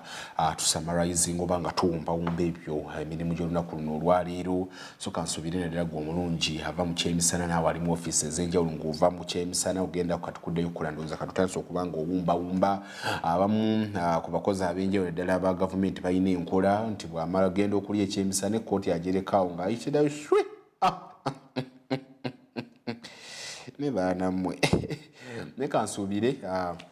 ebintu bitambulira ddala bulungi nnyo naddala wano mu kibuga Kampala bana business kansubire endowooza akasimbi mutandise okubanga muyingiza abatulabira mu kibuga kye Fort Portal kansubire bitambulira ddala bulungi abaana b'e Busoga mukoba ki kansubire wamma nti ebintu bitambulira ddala bulungi nnyo abaana b'Ejjinja eyo abaana b'e Bugweri abaana b'erudde yonna Mbaale kugamba kansubire ebintu bitambulira ddala bulungi nnyo anjagala ekintu kyaffe kino ekyokubiri ekisembayo nkitandike n'abali mu mulimu gw'okuwola abantu ensimbi abali ku ddaala lya Tier 4 bafunye olunaku lw'ejjo akamwenyumwenyu ku matama bafunye essuubi ly'okwongera okufuna ensimbi z'okubayamba okuddukanya bizinesi zaabwe okuva mu nsi yonna bino nno byabadde awo Hotel Africana mu lukiiko lwateekeddwa bannaffe aba microfinance Uganda Microfinance Regulatory Authority nga bali wamu ne International Agency on Credit Rating nokubadde ennaku zino tulaba n'omukulembeze w'eggwanga abadde mwennyamivu nnyo eri bamanirindazi bano babadde beegumbuludde nnyo omuze ogw'okusaba abantu ndagamuntu omukulembeze w'eggwanga zaakinga bannanga ndagamuntu ate nalina okwogera okubakubeza mu bannyini abali mulimu ogwo endagamuntu ya ggwanga mulekerawo gifuula ng'omusingo osanga omuntu ayagala funa mulimu ayagala genda nenga n'endagamuntu tagikola ki tagiina ng'eri mamalerenda tulabe n'omukulembeze w'eggwanga ng'akiriko yagamba no mamalerendaazi kikola kyemukola kikyamu mutuyinza kumba nga omuggyako ndagamuntu ku lwaki ate wesanga ddala bali mu mulimu guno ogw'okuwola ensimbi abasinga si bannayuganda kugamba oli n'akwata omusingo omusingo namuntu n'amuggyako ndagamuntu amuwoza ensimbi amutereddemu amagoba mayitirivu nnyo ate ndagamuntu ye n'asobola n'agibuza ate nga ye si munnayuganda so nokubadde mufunye yesa akamwenyumwenyu ensimbi mugenda kuba mufuna naddala okuviira ddala kubweru w'eggwanga okubanga babakwasizaako mu ngeri y'omubinda naye mufubenye okulaba nga n'abantu bennyini bemukuliramu bennyini bemuweereza mubafuula nga bannamba wano kasitoma omuntu lwaki omuntu n'omuwola emitwalo 5 n'olyoka n'omuteramu amagoba ga mitwalo ngesa baanammwe naye kasooka tulabe ku musomo guno ogubadde ku Hotel Africana bannaffe abali mu mulimu guno ogw'okuwola ensimbi kamwenyumwenyu ke bafunye komye otandikira. Government has a regulatory mechanism which provides for mechanism of setting interest rates, and that is the central bank rate. It's a standard procedure. What is happening is that there's been a lot of informal lending, which operates largely under the radar of supervision and regulation. And I think that that's where the biggest challenges are, and it becomes very difficult.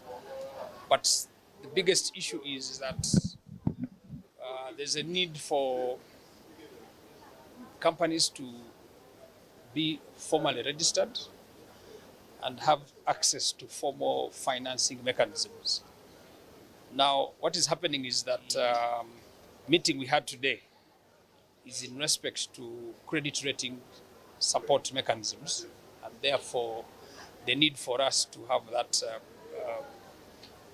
mechanism in place. Kateeka eno tuzze olwaleero kubanga Uganda Microfinance Regulatory Authority ebaddewo ng'egezaako okulaba nti tuwa license tulungamya ebitongole bino ebya microfinance, naye wadde tubadde tubirungamya ne tubirabirira tulowooza nti wakyaliwo obuzibu oba obwetaavu obw'ensimbi ezisobola okukola n'olwekyo olwaleero tuzze wano mu conference nga tulina be bayita ba international investors n'abo abasobola okujja ne batunulira bizinensi y'omuntu ayagala okuwola ne bamuwa kye bayita scoring. Bwe bakuwa kye bayita scoring osobola okufuna ssente ku mutindo gw'ensi yonna. Kitegeeza nti tugezaako okugaba emikisa egyo egy'abantu okujja wano nga tukozesa omukisa gwa UMRA, PSFU,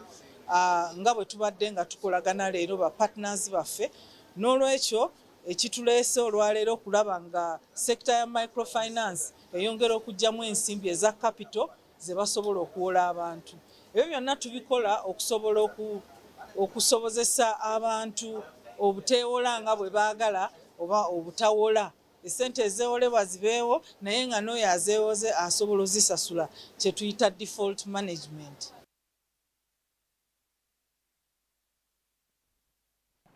Bannaffe bali mu mulimu gw'okuwola ensimbi ndoza mwewuliriddeko ku nteekateeka. Kati olunaku olwaleero ndabyeko wano omukulu omubaka wa paalamenti Sise Namuju, kwoteeka ne Honorable Yusuf Mutembuli, kwoteeka ne Honorable Paul Kamba, banamujjukira baakwatibwa gye buvuddeko ku bigambibwa nti beenyigira mu buli bw'enguzi era kkooti n'ebata kakalu ali bakomezeddwawo mu kkooti ekyagenda maaso okuba ng'ewulira emisango gino gye baba baggulako nankubadde kkooti ebadde esoose n'eyimirira mu nkaawo okwongera okuwulira ku nsonga za Honorable Paul Kamba agamba nti engeri ab'ebyokwerinda gye bamukwatamu yateewesa kitiibwa yali eyongera okuba ng'emuvala. Kale bingi byo bikyateekateeka oluuyi tujja kuba tukuwungira okuba nga tukuwa ebyo binaaba bivudde oluuyi olwa kkooti ewozesa abali b'enguzi egenda maaso. Honorable Sise gyali kwoteeka ne Paul Kamba nga bawere ennemba n'emisango egy'obuli bw'enguzi okwenyigira mu buli bw'enguzi. Kinajjukirwa nti omulundi oguwedde nga tebalina bakufa nga bafuna bayiro twalabako n'omukulu n'akulira akakiiko akalwanira eddembe ly'obuntu aka Human Rights Commission mukyala Wangadya ng'azze nga bawako obujulizi ng'alagira ddala nti abantu bano bansabira ddala ekyojja mu biro naye ensonga zonna ndowooza ng'ezikyali mu kkooti nga tukomaawo tukyalinza kulaba kkooti kyenaasalawo ku nsonga eyo. Nalabako mu ku ebyo nga kkooti yongera okuttaanya ku nsonga za nnyo akatambi akakwatibwa mukyala Wangatya.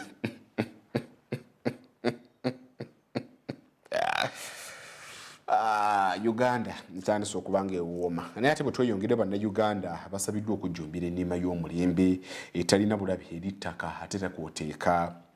n'abantu olwo kiyambeko okwongeza ebirime ebitundibwa ebweru w'eggwanga. Bino nno byogeddwa ebitongole ebyenjawulo nga bikwataganidde wamu ne gavumenti ng'eyita mu ministry ey'ebyobulimi mu nkola gye batuumye National Agroecology Strategy. Enkola eno weetegereza enkola eno eya Agroecology Strategy oba kigambo agroecology akitunulya nnyo ennima eyo kwegamba ennima eyaffe eri ey'ennono yennyininyini va ku eno ennima enzungu nga tali kubika bula eri ennima yennyininyini nga tekosa butonde bwa nsi tekosa mu bulamu bw'abantu n'abantu abasinga oli omusanga n'akwata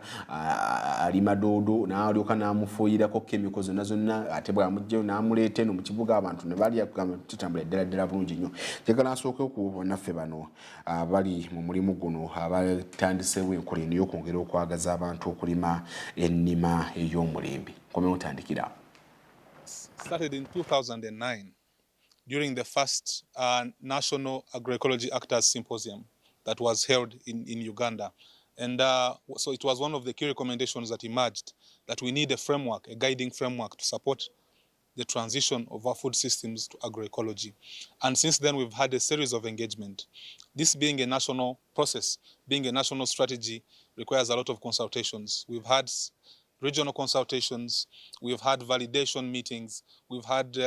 follow-up review meetings, and the process is now towards a level where it can be presented to the top policy management team. But what we are looking at is, like they say, it's better late than never. We should have happened a long time ago. You know the rate at which we are losing our biodiversity. It is very alarming. Many of you, there are certain foods you used to eat when you were young, you no longer see them. And we think this is modernization, but actually, loss of biodiversity is a very dangerous thing because some of those is what makes us different. We cannot compete with Brazil and China and India on wheat, on rice, and maize and all that. Everyone is doing that. What about our millet? What about our bambara nuts? What about all these kinds of things? What about our indigenous cattle that are being crossed to increase milk yield, and eventually we are losing that genetic diversity? So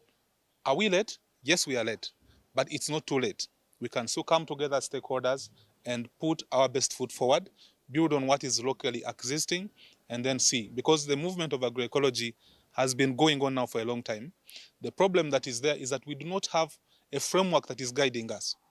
We don't have a framework that is bringing us together, So this strategy, but also we don't have a clear investment plan, both from the state and the non-state actors. So this strategy is really going to help us to catalyze this process for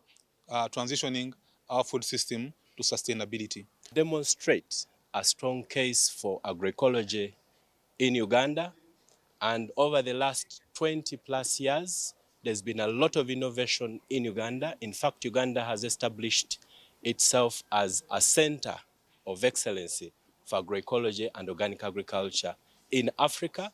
We have experts from universities to training institutions to civil society organizations, farming organizations that are actively involved in promoting agroecology and organic agriculture in Uganda. And our participation in this conference today is to basically build a strong case for agroecology, because with our experience, with our expertise, we cannot afford to lose any more time as a country. We are positioning agroecology and organic agriculture as a sure route for farmers in this country to escape the trap of poverty. It is a sure avenue for traders, for processors, for exporters to make money. And yet, this comes at a much lower cost. When you look at the cost of production of agricultural products today in this country, we cannot afford to sustain agriculture in this country. We've got to reroute our production via agroecology and organic agriculture to be able to add value to what farmers do. 68% of our people in this country are still locked up in agriculture. And yet, when you look at the production and productivity, it is not rewarding. So these farmers have been kept in poverty for a very long time. And we are saying that with the few success stories that we've had over the recent past and over the 20 years when we've been practicing agroecology and organic agriculture in a formal way, the time is now for us to step forward and position agroecology as the sure route for us to make a headway in the sector, in agriculture. We've got to get the National Agroecology Strategy first and foremost approved by the Minister of Agriculture now. And secondly, we've got to approve, government has to approve the National Organic Agriculture Bill. These two,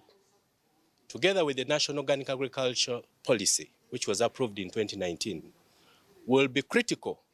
in moving us forward in terms of increasing production, in terms of increasing research, in terms of increasing quality assurance for our products, and in terms of increasing our share of organic and agroecological markets locally, regionally, and globally. So this strategy is a means to an end. And without it, we cannot get to where we want to be as a country. If exports, organic agriculture exports, if agroecological exports are to grow, this strategy must be approved now and not tomorrow. That agroecology is happening everywhere in Uganda, because in the words of our State Minister for Agriculture, the retired Major Bwino Fred Chakulaga, agroecology or organic agriculture is the culture of Ugandans. Wherever you go, you'll find farmers involved in some form of agroecology,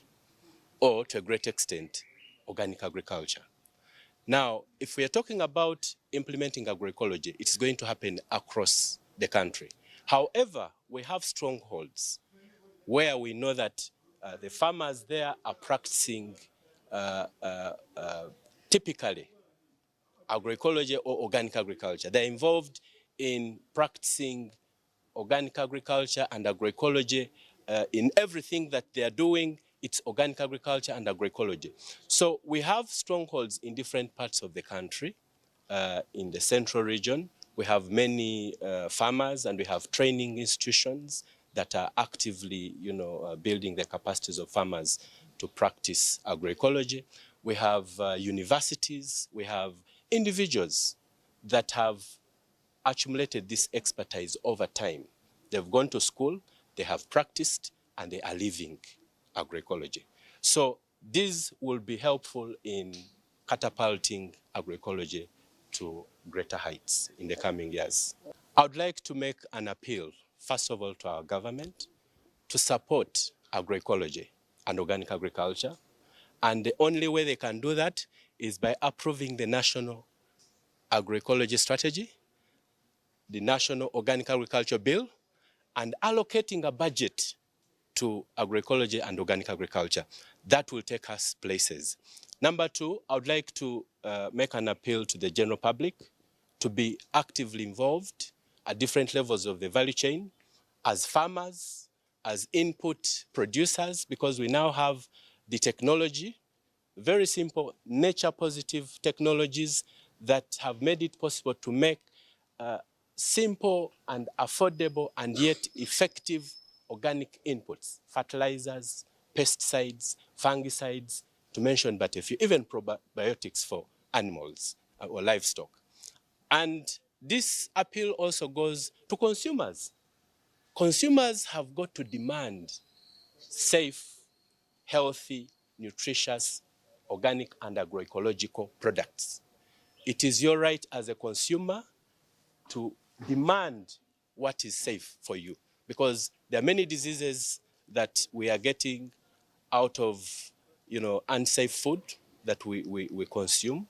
on a daily, and sometimes we don't know where this food is coming from. And even when we know, we cannot demonstrate how safe this food is. So through agroecology and organic agriculture, we can achieve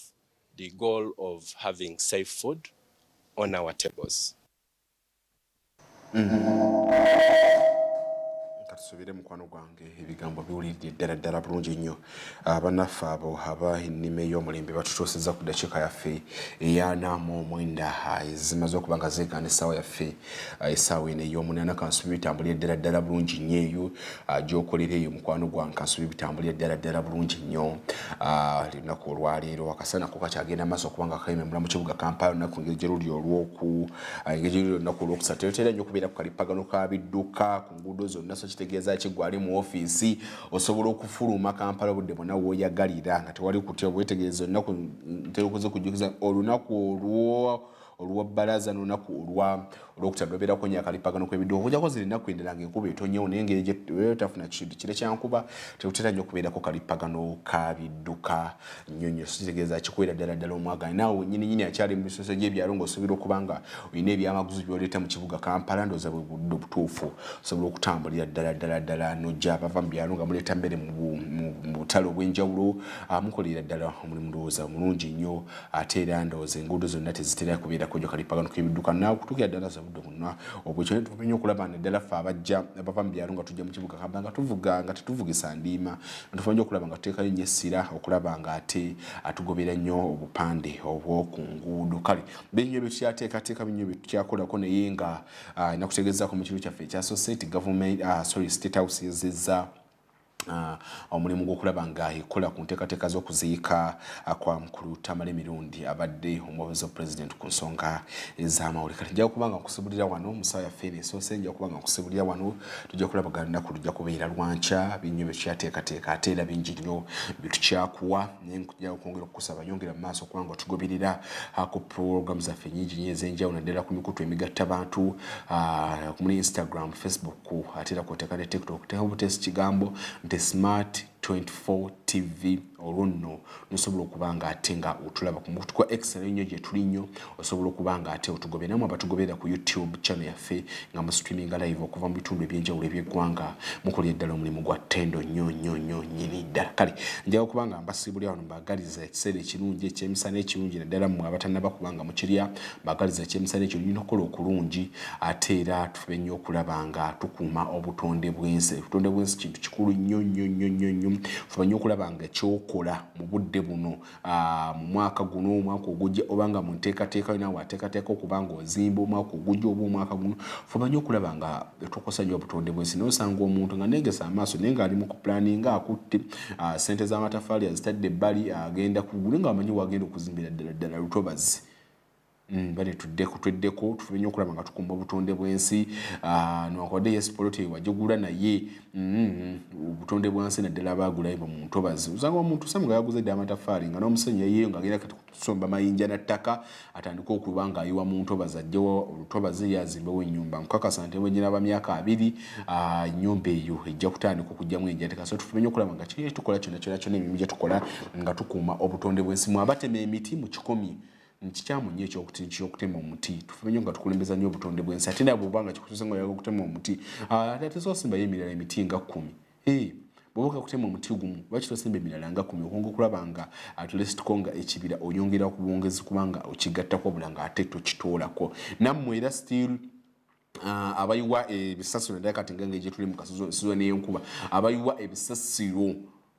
mu myala mu kikomi bannange osanga omuntu enkuba bw'etonnya nayoka n'akwata bicupa bina nayiwa ebicupa ebyo bina kasasiro g'oyiye emyala agenda blocking ate amazzi gayingira amayumba gaffe tandika okunenya gavumenti n'abakulembeze naye nga waliwo ensonga ezimu zitebatinza okuba nga twekolyeko ate kati ngeri nga kitezi yaggaddwa nga kasasiro tekyayubirayo ddala kasasiro tufe nnyo okulaba nga kasasiro oyo tumukwata mu ngeri ekyo nga tumusosola ne tugamba nti bino ebivunda tubiteeke mu nnimiro zaffe bino ebisobola okwokyebwa tubyoke nga twawula ebyatika tubiteeke byokka tulabe nga ate tukuleetingawo nnyo wastage crisis mu kibuga naddala wano Kampala nga n'abakulu bennyini bwe bakola obutaweera okwongera okulaba nga ekizibu kyennyini ekyakasasiro ate bakirinnya ku nfeete kale nja kuba nga mbasibulira wano musiibe bulungi amawulire gaffe agafa mu byobusobozi gasoba ku ssaawa emu ne pulogulaamu zaffe zinaddirira nze Director Kiwalabi.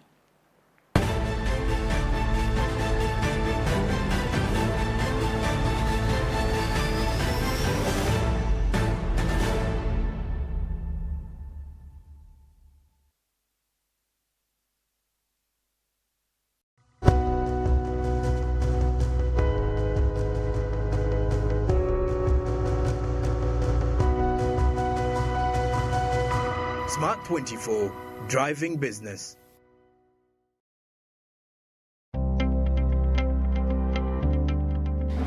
Amabara nibanyetaye baziwe Lusia Nyenduga Ggwanga district nkabanda sambaire ninkora omulimo gwa saluni mazire mu mwaka gumu kabando wa saluni narora agent owaito omkyegegwa yeja yampikaho yagamba aliyo project ebakweta grow gundi World Bank ebagambire basero y'abakazi abali mu byara bena ama business gebyemikono